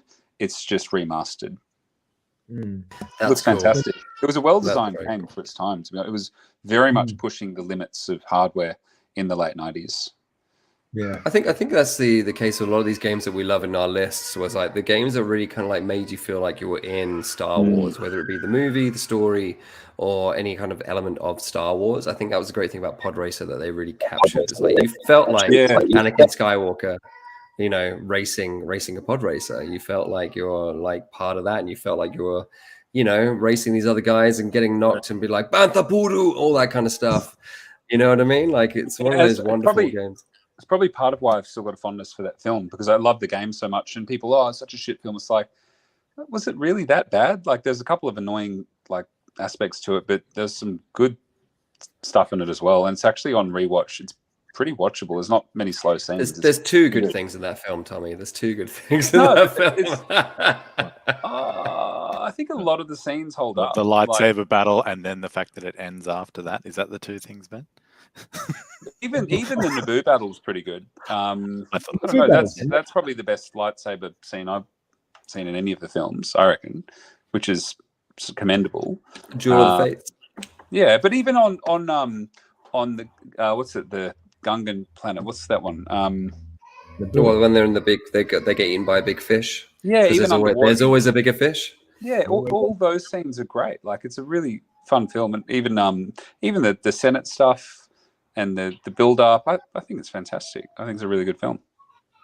We should do a separate pod about the Star Wars movies. It'd be great. We've got so many did conflicting at the opinions. start. It'd be fun. Well, we kind of did at the start. Yeah, it's true. Is there any Star Wars film with Liam Neeson? How can it possibly be bad? Forget Jar Jar. That's like 2 minutes of screen time. He's got a certain set of skills. If you eradicate him from your memory and imagine watching the film without him, think about how much you might enjoy. Oh yeah, no, Jar Jar's not the main problem with the Phantom Menace. There's lots of other issues with it. Oh yeah, come on, there's tons. But we're not going to go. We haven't got another 2 hours for me to dissect that with you guys. We'll save it. We'll save it for another time. One thing. Now, when are you bringing back the Pod Racer and potentially other N64 competitions? Hopefully soon. Yeah. We'll see. I need to get my my shit together, because we've got plans for that, but I just haven't the people implemented plans. I know. I'll get on it. I'll add it to my to-do list with everything else. Don't let him put you in a corner, Ben. Just say, when I bloody feel it. I'm used to it. It's okay. I'm used to it. It's fine, because it is on my shoulders. Hey, do you want to hear what my second Star Wars game is in my list before I reveal my first? Yeah, right. True. Okay, so mine is actually more of an upstate game. It's Star Wars Jedi Fallen Order, which was the game that came out in 2019, which I loved for lots of reasons. Again, a bit like what you were saying, Gav, about the Force Unleashed, how this one fits nicely into the Star Wars canon without ruining anything. Kind of like borrows a bit from like Rebels and everything else with the Inquisitors and people hunting Jedis, and takes that and arguably does a really good, neat side story based on like, the Empire hunting Jedis and what it means to be a Jedi on the run and all that kind of stuff. And also the actor who plays the lead character, and I keep forgetting the lead character's name, is the guy who played the Joker in the Gotham TV series. And he does a really good job as this character. He's a really kind of like interesting character and a great kind of addition to the Jedi pantheon of like Jedi characters. But not only that, because it's a next gen console game like PS4, there's just some amazing stuff that you get to do in there. Just amazing lightsaber battles, levels where you're climbing up an AT-AT as it's kind of walking out of the swamp, and you've got to kind of walk around it and climb on it, and then all that kind of stuff. That's some really, really cool stuff that like links back into to the canon. But spoilers, if anybody hasn't played it, Darth Vader plays a big role in it, and he's in the last kind of third of the game, and you don't think he's ever going to turn up or ever be part of it. And when he does it in such a way you're like, he's genuinely terrifying in the game. Like genuinely, the way they portray him, the way he's introduced, the drama and the scene that you're in when he is introduced is just all pitch perfect, and it just kind of shits on Rogue One and how they do Darth Vader, because Darth Vader's cool in that. Imagine Vader being scary anymore. Like, he's and in this, it's done so well. It's just done so well that when he turns up, there's a real gravity of the fact that holy fuck, we're fucked. Darth Vader's here. We're fucked.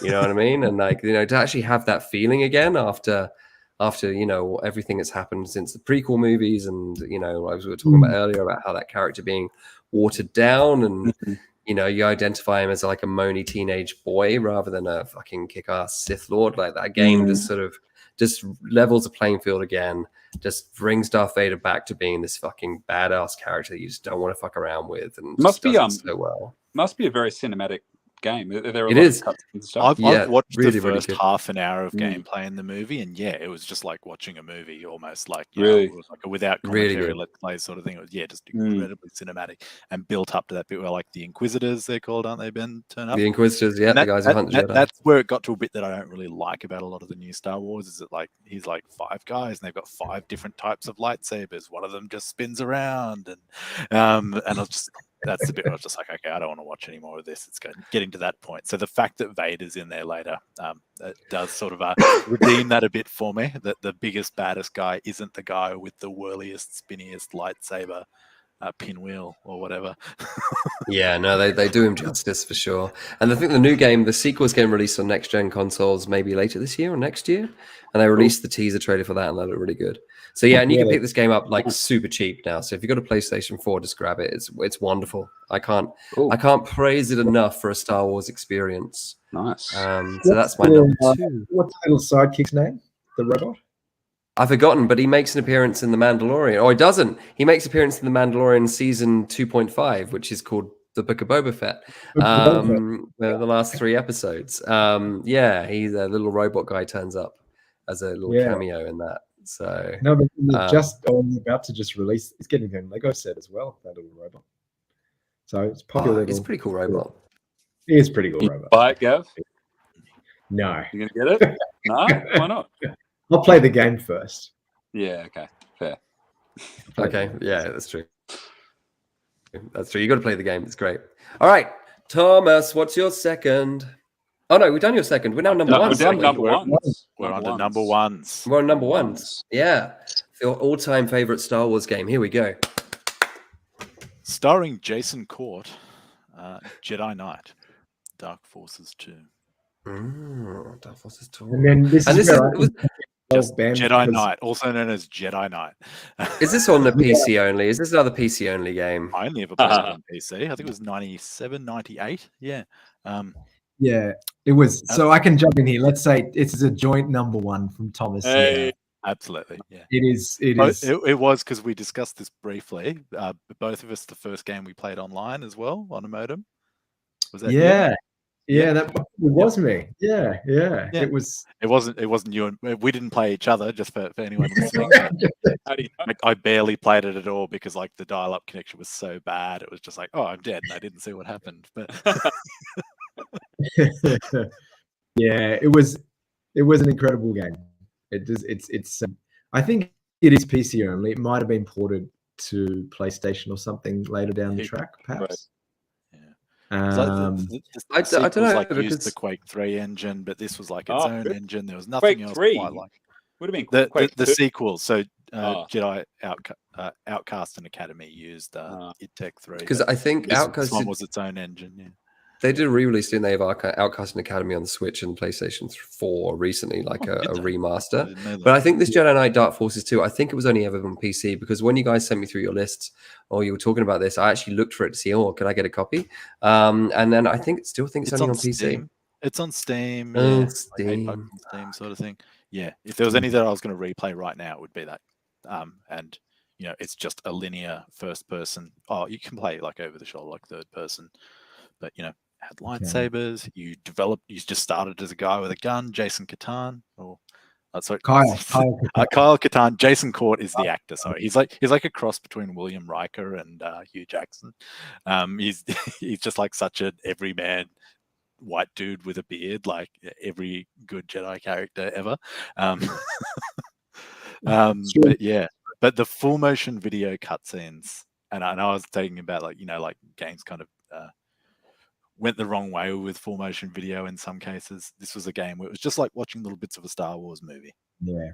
And you would it play was and get to the end of every mission cool. or the beginning. There would be a little Star Wars. So these have cutscene. been remastered, re-released on Switch and PS4, is it? Or This one has. Not this No. one. The ones that follow it, the next Jedi two Knight games 2. afterwards. Jedi Knight 2. And what's the other one?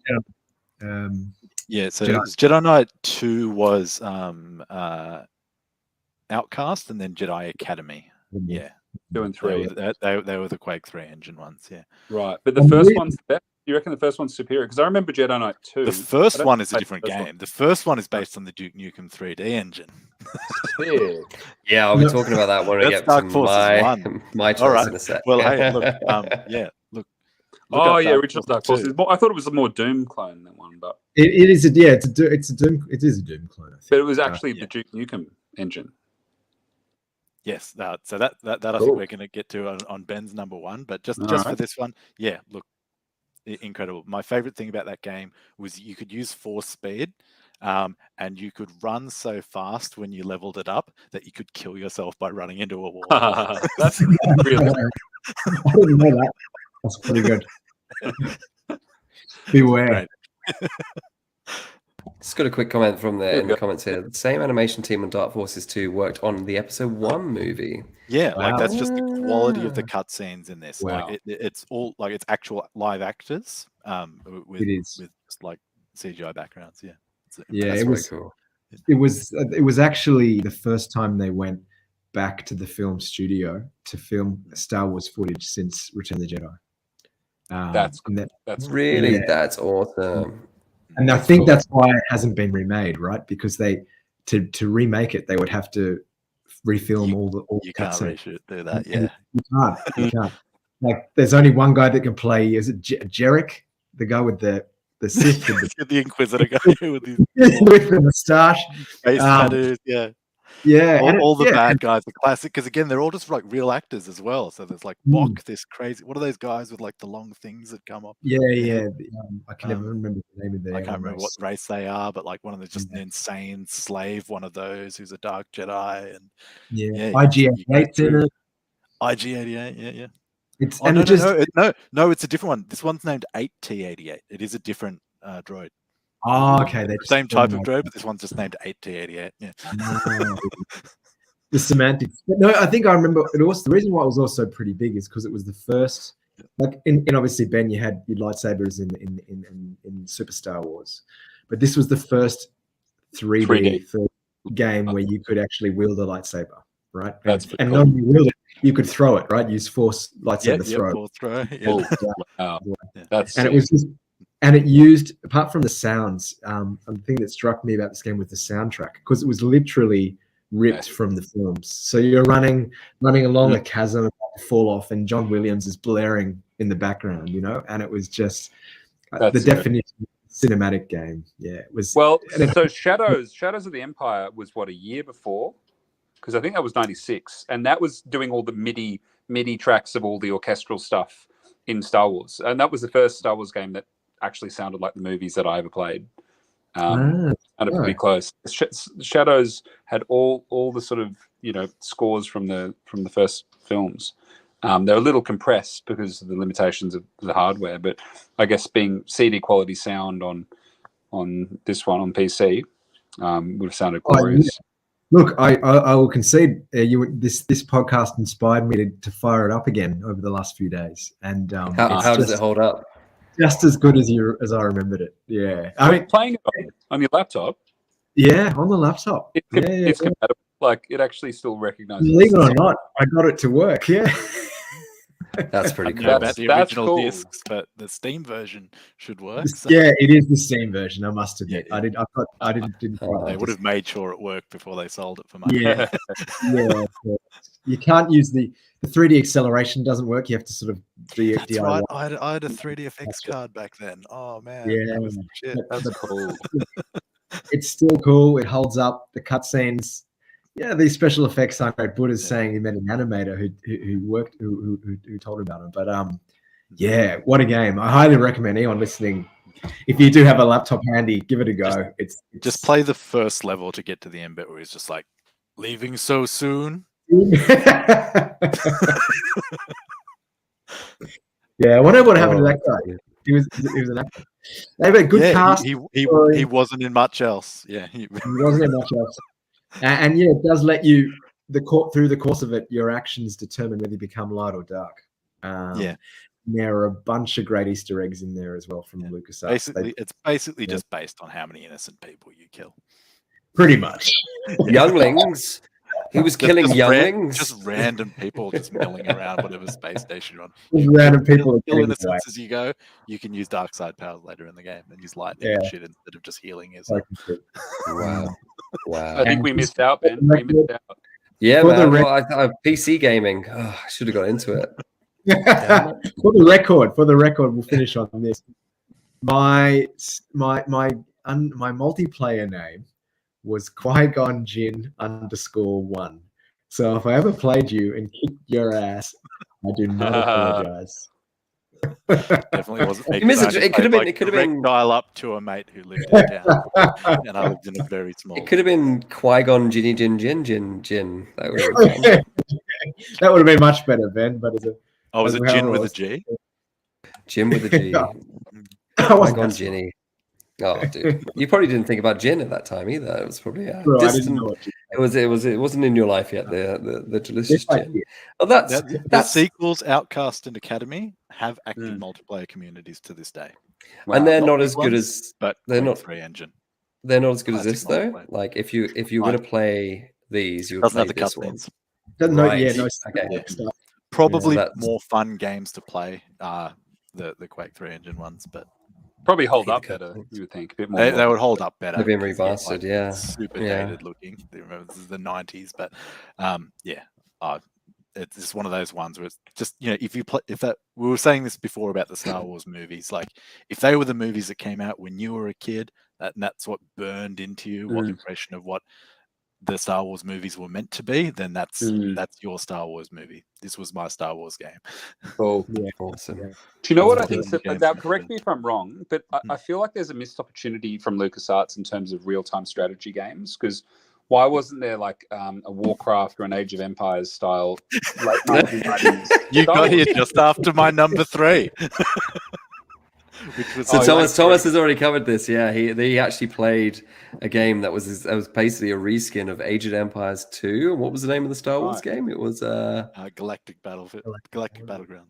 Galactic Battlegrounds. Yeah. So LucasArts, they did it. Just as a joke, I shared my screen and put up a screenshot of the game, but it was just a screenshot of Age of Empires 2. Then I showed the Star Wars one, and it's just like the same game with just droids instead of. I wonder why they didn't do it though. It would have, because they were so popular. They were so in vogue at that time. Why wouldn't they just use the franchise to like sell millions of copies? Because they did it with Middle Earth and like heaps of franchises, Real Time Strike, Command and Conquer, like. Well, they did it, but I guess it wasn't that popular. I guess they do any after that, Thomas? No, they just did it. As far as I know, they just did a shit. I got a feeling there's a go for it and nail it. Like it's weird. It was the same engine and everything. Like they didn't even change the classic Age of Empires grouse textures. That was still there. Like seriously, just type into Google Images Galactic Battlegrounds, and you will think you're looking at screenshots of Age of Empires. They use the same trees. The waste. So fun. They were still my number 3. They would have been like StarCraft would have been a more comparable platform. Yeah. StarCraft would have been a better way to go, like that field game. Yeah. All right, Tommy, what's your number 1, dude? Let's move on. Tommy's number 1 is on the GameCube. There's a few Star Wars games on the GameCube, but this definitely sits at the top, and it is Rogue Squadron 2. Absolutely good game. Seminal game. It's probably. I remember the first time I got a copy. My dad had just got one of those widescreen 16:9 100 hertz TVs. It was a Lerva, like nice German, big. They're like 28-inch or whatever, widescreen. And then he just bought like a surround sound system for it. And I just got my GameCube for Christmas. And I remember firing that game up and playing widescreen X-Wing like on the Death Star and thinking this is insane. Like it was mind-blowingly good. And even to this day, playing it, it's a fantastic game. The gameplay is rock solid compared to the first one on N64, which was a little clunky by comparison. The graphics weren't quite there. It was more like a prototype for what was to come. Rogue Squadron 2 absolutely nailed it. Every level is awesome. Using different craft does make a difference. And the sound effects, the special effects, the graphics, everything. For what it is, it's one of the best ever released, I think. So, sorry, Gav, after you. Was it a launch title for the GameCube as well, perhaps? I think it was, yeah. Yeah, and because I remember Launch? when- Yeah, it was very early. If it wasn't it's launched, very early. I don't know. Yeah. I just got a distinct memory of when the GameCubes were out in the kiosks for the Mm, very first time. A lot of them Yeah. had this game playing. Yep, Um, yep. Just And- like the and- 64 would have had. Just like- the yeah, Rogue it was Squadron, yeah. Shadows Shadows. Empire. Shadows. Yeah. Yep. Or Shadows, Yep. yeah. It's but to start off a game with one of the most iconic scenes in Star Oh. Wars, like you can't put a foot wrong, right? Like that No. that's set the tone for this game. You get to blow up the Death Star, right, as the first level. Sorry, you're in the Death Star tree. Almost peaked too early. Spoiler. Yeah. Well, well, yeah, you Some of can't. Destroy the Death Star Yeah. twice. Yeah. What are no, some of that's- the other levels? Because I was never able to get very far, and I mean, I didn't own it at the time, but I've What's- pretty much. I think I've finished it. Like, there's some levels which you have to be quite stealth. There's so many different planets. Like, there's a lot of levels, a lot of challenges. And I love the reward system with the different medals, and you have to hit different targets and different percentages of shots landed and stuff like that. It's a very engaging game. Like, it keeps you coming back for more. Like, it's just challenging enough to keep you interested, but not so challenging it puts you off, unless you're a bit of a noob. But it makes you work for it, and when you get there, it's like got that perfect learning curve, difficulty curve. Fantastic game. That's So awesome, I think man. I've almost finished it. I don't think I've fully finished it. I've got pretty close.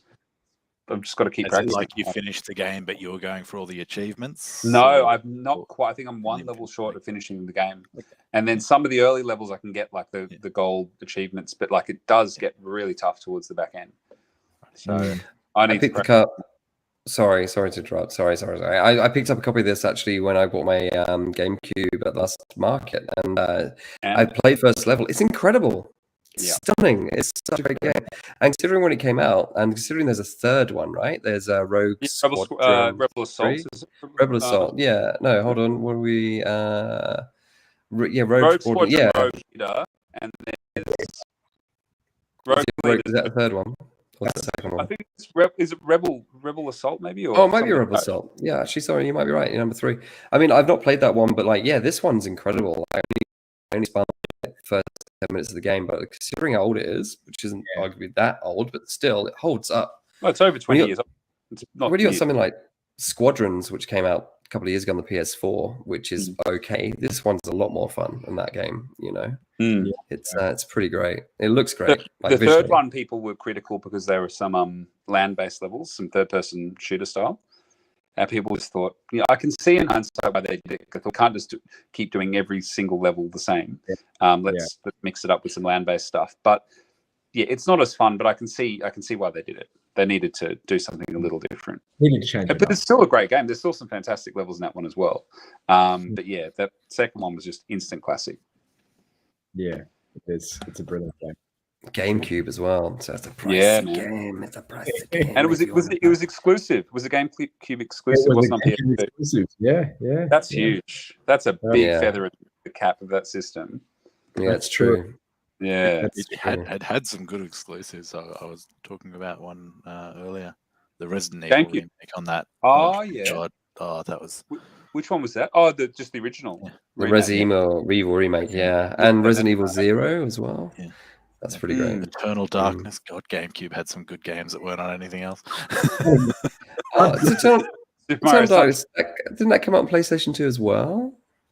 Did it? Eternal Darkness? I think it might. I think it's GameCube What's- only. Oh, really? I'll have to do my research.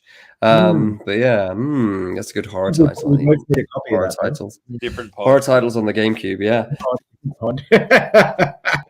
New episode. Sorry? Yep. Huh? Well, I missed that. What? Tank controls games or horror games. Love them. Okay, is it me? Is it am I finishing this the last one? So my last one is Star Wars Dark Forces. So Nice. obviously Thomas and Gav got Dark Forces 2 Jedi Knight, which as we've said earlier is a very different game. The reason why Dark Forces is my top one is just purely when it comes to Star Wars games. Well, games that I've played the most, and I've probably put more time in Dark Forces because I enjoy it so much compared to the other ones on the list. And yeah, it's a Doom clone. It's I've got the PS1 copy. I think it only came out on the PS1. Yeah, Probably came out I've got the PC. PS1 version as well. Yep. Did it come out? Was it?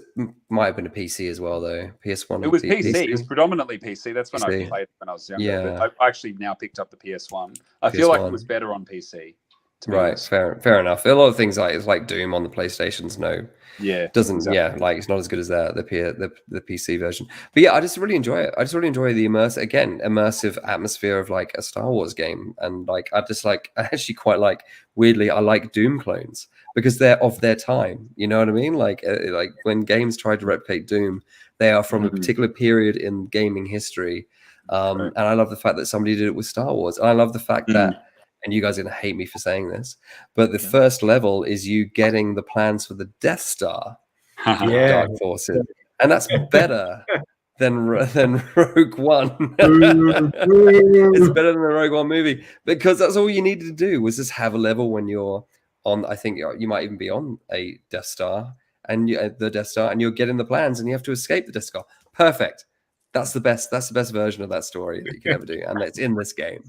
It's in this game in a very clunky PS1 first-person shooter fashion, but It was for its time. It seemed incredible. Like as you said, putting like Star Wars into the Doom style of gameplay. It was just mind blowing at the time. Like that was an honorable mention for me as well. That one. the old Dark Force, yeah, exactly. I mean, I guess we can go on to Dark Force to honorable mentions, but yeah, I just love the fact I've got a really nice minty copy of it on the PS1, and yeah, it's just every now and again just firing up and just being again immersed into. And I think there's something about these old Doom clones. They're more fun to pick up and play compared to like I probably won't play Jedi Fallen Order for another 5 years or whatever if I want to replay it. You know what I mean? It's not. But Jedi Dark Forces, Dark Forces on Star Wars and PS1. It was actually a proprietary engine, actually. Yeah, so it wasn't the build engine, and it wasn't any ed tech at all. Yeah, there was no engine for it. Just the style, yeah. So yeah, I love it. It's great. It's so good. But honorable mentions. Let's do a quick honorable mentions, and then let's do. Tom had a great idea about what we can just quickly say. Hi. You're Anna. Oh, look, guys, I've got Anna from Frozen here. Hello. You're Anna here. Hi. Hello, Anna. Hello, Anna. Anna from Frozen. And what have you got on? You've got a what's that? Oh, you got clips for your hair? Yeah. How many clips have you got? 2? 2. Yes. And do you want to talk about Star Wars? What Star Wars games have you played? Yeah. You haven't played any. It's okay. That's right. Yeah, one day. Played any. Okay. There she goes. So yeah, honorable mentions, guys. Take it away.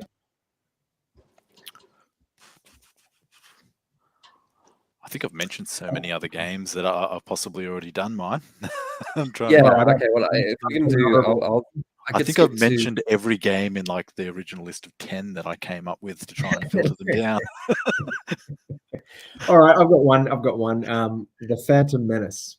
The Phantom Menace. On PS1. It's on PS1. It's on PC. Yeah, naturally on PC. I think that game is a little bit underrated. Yeah, I think it's a fun game. It's a bit like Die Hard Arcade, right? When you maybe play it gets the better as you play through it. The Nakatomi Plaza level of Die Hard Arcade, Die Hard Trilogy on the PS1. Is that kind of like 3D running around sort of thing? But it's a fantasy. Seemed good at the time. Well, look, I think graphically at the time it was quite good. Yeah, there's some clunky gameplay to it, absolutely. 100%. Yeah, but it was very true to the film. Like it's like that fixed perspective, right? Is it fixed perspective and like you just? It is fixed perspective. It's kind of sort of semi-top down. But like Revenge of the Sith, Ben, it follows the film to the letter, and it adds a bit of extra on the side. And there was actually a cheat, a code you could put in. I don't know about on PlayStation or PC, and it brought the camera down from behind, like to right above the shoulder, so it made it more like a first-person game, which was pretty cool.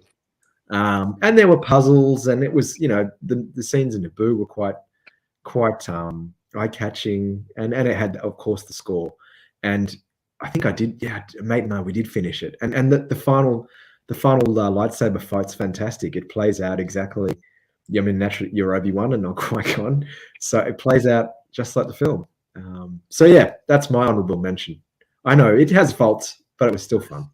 Weirdly enough, I was going to mention that game as well because I really want to get a copy of it again because I really enjoyed it when it first came out. That and Jedi Power Battles. Did you ever play that for PlayStation 1?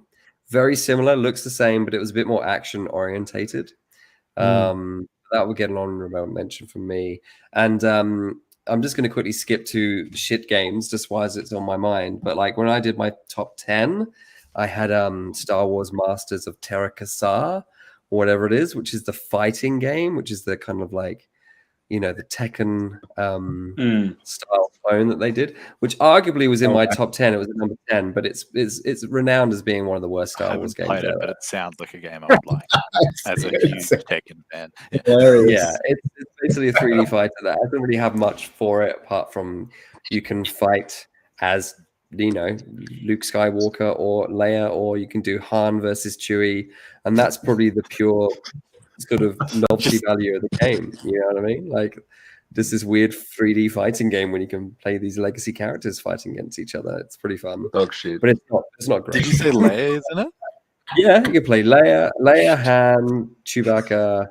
Chewbacca Luke. versus Leia, like in a fighting game. Admiral Akbar. Yeah. Admiral How did Akbar. this exist? What did you do? If only they had Admiral Akbar, that'd be so good. Yeah, like I've seen it, but Why like, so nobody it's so released opened a Star Wars bar called Admiral Akbar? Why has nobody not done must that have yet? happened. Have you looked like that must Like- have happened? Or You got the no, Disney. That's why it hasn't happened. Oh, that's true. Yeah. That's true. Anyway, so sorry, that was my honorable mention of my worst Star Wars game. Over to you guys. Ho ho. I do So actually- mine was going to be, Sorry? I would have thrown out Dark Forces as an honorable mention, but you've already covered that, Ben. So something that I haven't even played, but I'll still put forward, I suppose, as an honorable mention based on what I know of it, would be the Star Wars Trilogy arcade, I think it is, the 1990s one. I've never Yeah. played it. I've watched videos on it. I've really wanted to play it. It looks a lot of fun. Have any of you guys played it? Or I think- years ago. Buddha in the comments has played it by the looks of it, I think. Yeah, and See- that's what gave me the idea. I saw there that. we go, But I yeah. don't know if that was what he was referring to. The AM3 released in April 94. Star Wars Arcade. Maybe that, the Star Wars Trilogy, I think it was called from memory. I haven't played it. Looks amazing. Like in the full cockpit version of the game would be fantastic. The TIE fighter level and everything, like, looks so cool. I think they go for a pretty penny nowadays. I think that's also the one when they had the lightsaber battles that were done in like Yeah, first person, yes, correct. which looks pretty fun. Yeah. Who knows? Yeah. Never say never. Let's see if one Yeah. turns up in the wild. Uh, Maybe one day. I can try a shameful game. And again, I don't think I've played this, but I I remember thinking that I wanted to play it, and then I realized what this game was about and what it did, and then I ran as far away as I could. Star Wars Connect. What a piece of shit. Does everyone know the game that I'm talking about? I know what the Connect No. is, and it was No, it you never don't. went down super It well. was I think so. The Connect was that apparatus you had for the Xbox 360, Xbox, yeah. and you plugged it into the back, and it sat on top of your TV, and it was a camera. And I think this was a launch title with Connect. And what it turned out was this. Was this when Disney owned Star Wars? It might have been just as Disney did, maybe, or maybe it was before Disney. When he It was before Disney started then. getting their fingers into it, didn't they? Yeah, 2013 was about when Disney got it. So maybe it was around then. Anyway, it was a dancing game. You like Oh, you. so they didn't use that to do like lightsaber battles and shit. They used Not it- even. Like Oh, my All God. right, that's worse than I imagined. you stood in I the thought it would have club, just been like the you controls sucked because it was the Connect. No, you stood in the carbon freezing chamber, standing as Han Solo, standing next to Darth Vader, doing fucking jumping jacks and shit. It was atrocious. So I've never touched it. Woeful. And Like the Wii best was thing well about and truly out with incredible motion controls. What the Yeah, fuck? wait, this was Xbox's attempt. I think the only redeeming thing about this game is that it came out with a limited edition R2D2 Xbox 360. Oh, Oh, I've seen that. yeah. Oh, Okay. that's so Mm. that's where That's a that bit was. like a bin. No, I've never played it. Never gonna play it. What a piece of crap. What a piece of junk. There we go. I was going to mention Pazak. Does anyone know what Pazak is? No, what's that? No. It's just a card game that originated in the Knights of the Old Republic games. It was like a mini game called Pazak, which to sort of give testament to the amount of extended universe that the Knights of the Old Republic games came out. The card game Pazak is from then on mentioned in like about 20 other sources, like books and things, like extended universe things and all like that. Just happen to mention this card game that's just become sort of part of the canon, and it's possibly the only thing that remains in canon from the pre-Disney stuff as well.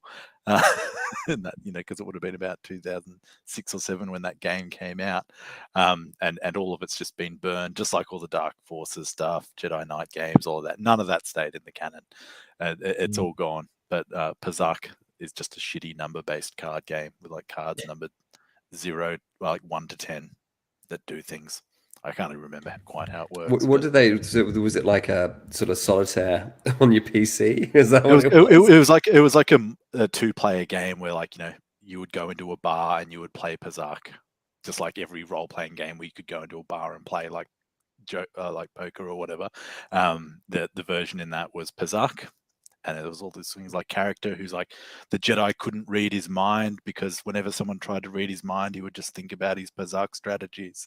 And it's just come out in so many weird places in the Star Wars universe. Sounds riveting as a game. Oh my god. It was, because you had to find the cards in the game to play the mini game. So you'd be like searching some dead body and be like, oh, I got a number 3 Pazak card, a 3 with +1 or something. Like searching dead bodies is so Star Wars. Like that's oh man. Do we have any other awful games to I add? will throw one in. One that Yeah. It's not awful, but it's just disappointing because you kind of want it to be better, which is the Star Wars game on NES. Yeah. It's not terrible, but I like remember saying that, you know, it could be it's got nice box art, so promising. You think, oh, this game's going to be great, and you play it, and you're like, it's not that good. It's average. They basically tried to do 8-bit versions of these Super Star Wars stuff, and it just didn't really work. It's too simplistic, and they kept the. It's one of those games that constantly gets panned by like the great YouTube tradition of shitting on old Nintendo games, and that's one of like the staples of those sorts of content producers is shit on that game. Yeah, well, the thing is, it's just so hard. Again, they took the difficulty of the Super Star Wars series on the Super Nintendo and pretty much did it on the NES, and it's like, well, that's not fun. It didn't look good to go with and it. it didn't look good either. Yeah, it's not fun. Hang on a minute. Was it simultaneous release? Well, they feel the same. I can't vouch for it being simultaneous release. Before. They probably did. They probably released on NES and Sega Master System, and it was on Game Boy at the same time. Yeah. Yeah. The SNES one was like by JVC. I feel like it might have been one of those ports by another company though. Like for me, it's they've always felt in the same sort of realm. You know what I mean? They feel like they're similar games. Yes. And they're equally as hard. You know. But yeah, not great, unfortunately. But Super Star Wars is like good hard. The Star Wars on NES is like bad hard. It's not rewarding. It's not enjoyable in any sense of the bad. Good. Correct. It's sort of It's a nice shelfie. It looks good. Like the box. Yeah, for sure. But it's not a particularly fun game. The last level is good. I think I have finished it. The last level in the trench. My god. On Game Boy. Yeah, is actually it's fun. It just comes to the end. But there was a lot of grinding to get to that point. Yeah. Oh man, I can imagine. How many sets of AA batteries? I don't know, but yeah. That's impressive, dude. One level doesn't make a game. Man. Okay, here's in terms of Trivia Master. And this, I don't know if you've done this question, but how many Star Wars games are there today? That's a Gav trivia question. It's a lot. It's got to be at least What? 150. Have a guess. Do a multi-choice. You know, like 20, Yeah. 50, 100, 200. Yeah, either that or nearest too. Gav's like, I have to put my trivia hat on right now. Do you know the That's answer? lucky. Do you want us to have a crack? What do you reckon? I reckon I there's at least. It's got to be I- 100. I reckon about 100. I reckon about 100. Yeah. If you go through, if you go on the list on like Wikipedia, there's also all the other sort of licensed offshoots as mobile games. There's like this ton. Probably Yeah. more than Mario games. You know how we in our Mario pod we said there's like over 200 games. Wow. Probably the same thing for Star Wars, I'd say. Yeah. But hey, look, we should wrap things up, guys. Sorry to be that guy. should. But we should wrap this up with very quick thoughts on Kenobi. I just want to very quickly talk about Kenobi. Who's watched it? You, Ben. Don't care about spoilers. Go for it. Very quick. Tommy, have you watched it? Haven't watched it, man. I need to steal Gav's login. Oh, okay. Gav, do you watched it? I have. Yeah. Thoughts? Look, all right. Not to. Was I'm it not. I'm another not, excellent landing? I'm not about spoilers, so I'll try and be as vague as possible. I think. Look, I think everyone will have a preconceived notion of what they expect this to be. That's a good point. I went in obviously think it was going to be one thing, and it's been something a bit different to what I expected. I do like his mission that forces him to leave Tatooine. I think that's Agreed. Yeah, a very good reason to leave Tatooine. good writing, good motivation. It's good. Yeah, I think it's, and when you, again, not giving away, when you watch it, it makes sense. I think that it is a bit. Look, we're only 2 episodes in, right? And it's a bit slow. But Your first episode and your second episode of any TV show are meant to be. yeah. Oh, right. I think you say meant to be the slowest. No, they're meant to be the strongest because you need to hook your audience, and then you can have your wibbly ones in the middle, and then you're meant to lift it again at the end. You know, I agree. Yeah, True. that's true. Ben, can you just anyway. pin up that comment? Pin it up. Oh yeah, this one. Okay, here we go. I agree with. So this comment from Buddha: Kenobi is a half-baked fan fiction written by half-baked Californian airheads. Yes, I agree wholeheartedly, 100% on that comment. But Gav, Really? carry on. It's a Oh, look, turd, isn't it? I'll wrap up. I'll just say, look, my feeling was it has to start off slow because it has a lot of places to go where it will ramp up. So I'm holding high hopes. But yeah, look, there is some shitty. There's one very dodgy action sequence, which I'm sure you know what I'm talking about, Ben. And I'm not overly impressed with one of the main villains, who just appears to be shouty and angry. But I think I will say this. I will say that Obi-Wan, as we remember him from the prequels, is back. Like, but slightly different. But Ewan McGregor has slipped. But Ewan McGregor slipped back into the role seamlessly, I think.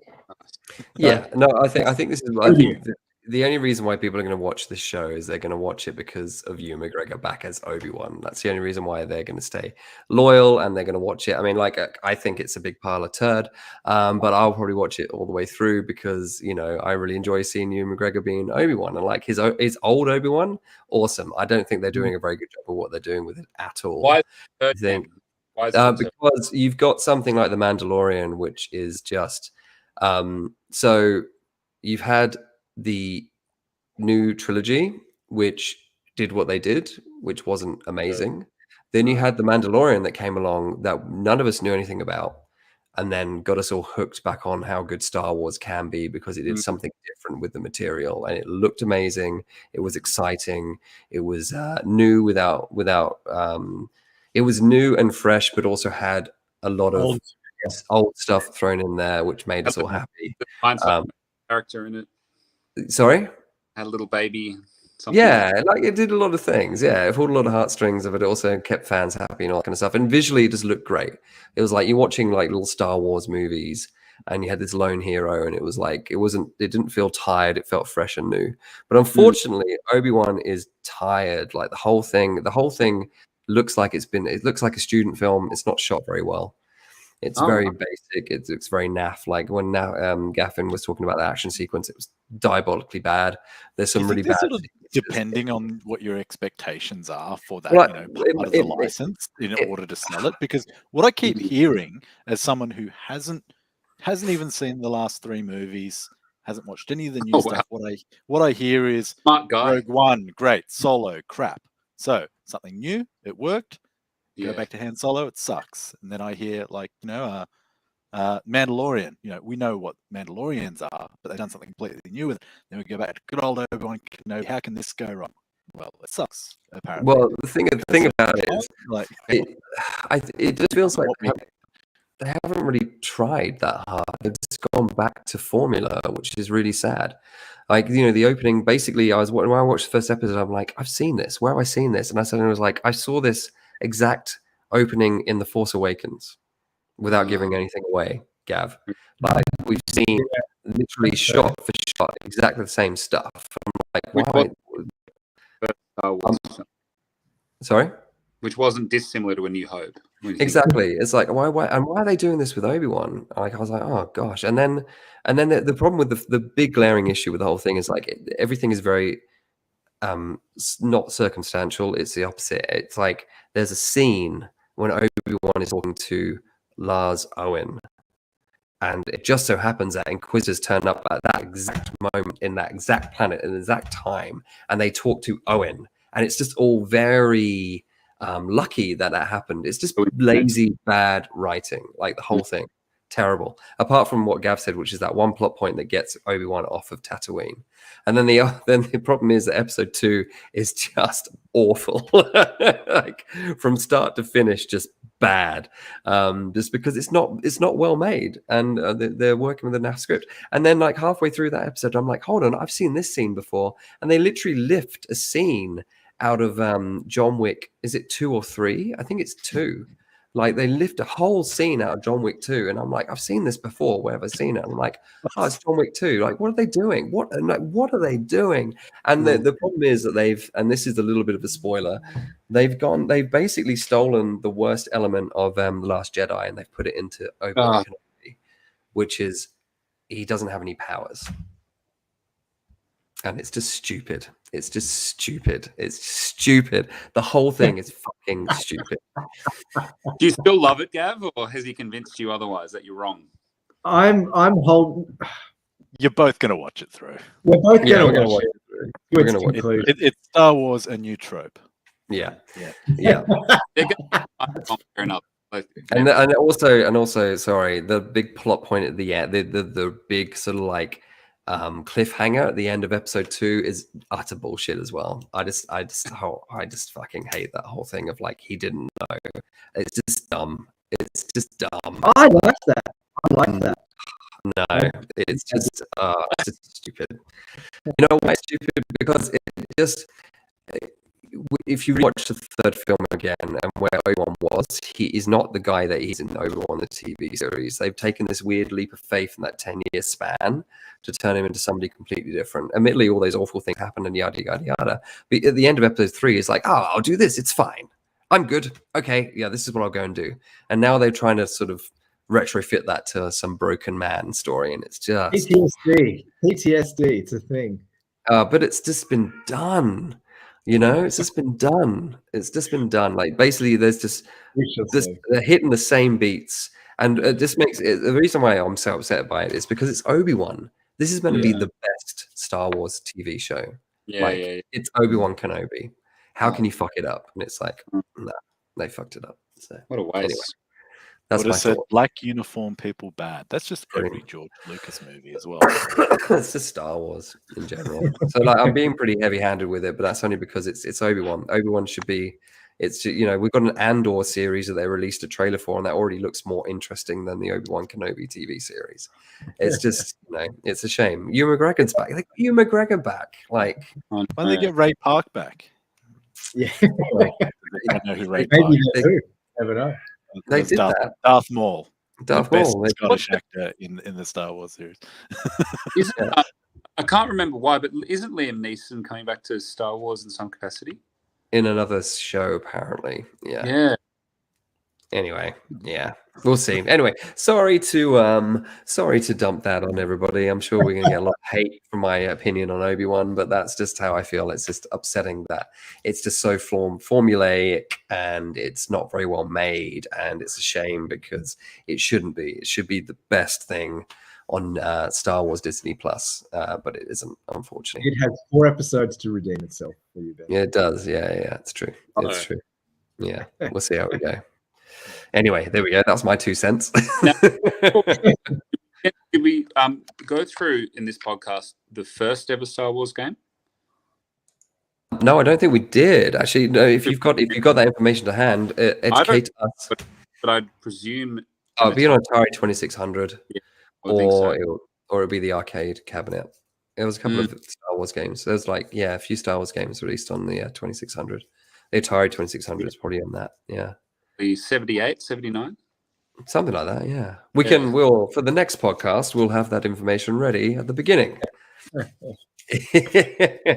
All right, guys. Well, thank you so much for joining me. Thank you so much for your Monday evening. 2.5 hours chatting about Star Wars. Yeah. That's pretty fun. Of a Star Wars film, a modern day Star Wars film, I think. What's that? This podcast is about as long as a modern day. But some would argue, and more entertaining than some of those Star Wars films. So, that's it. Okay, everybody. Well, thank you for listening. Thank you for watching. We'll be back in a couple of weeks, I believe, with our Sunset Riders episode, which will be a lot of fun. And hopefully, we'll be talking to Tim Harvey, who recently put down the world record high score on the said game. So, yeah, join us. Thank you, Thomas. Thank you, Tom. Appreciate your time and appreciate your thoughts on Star Wars games. And I'll undoubtedly see you soon at some point. Oh, he did it. There it is. And I think we need to say what he said. Now that's podcasting. Thank you so much, guys. All right. See you, everybody. Take care. Thank you, guys. Bye. May the force be with you. Okay. Bye.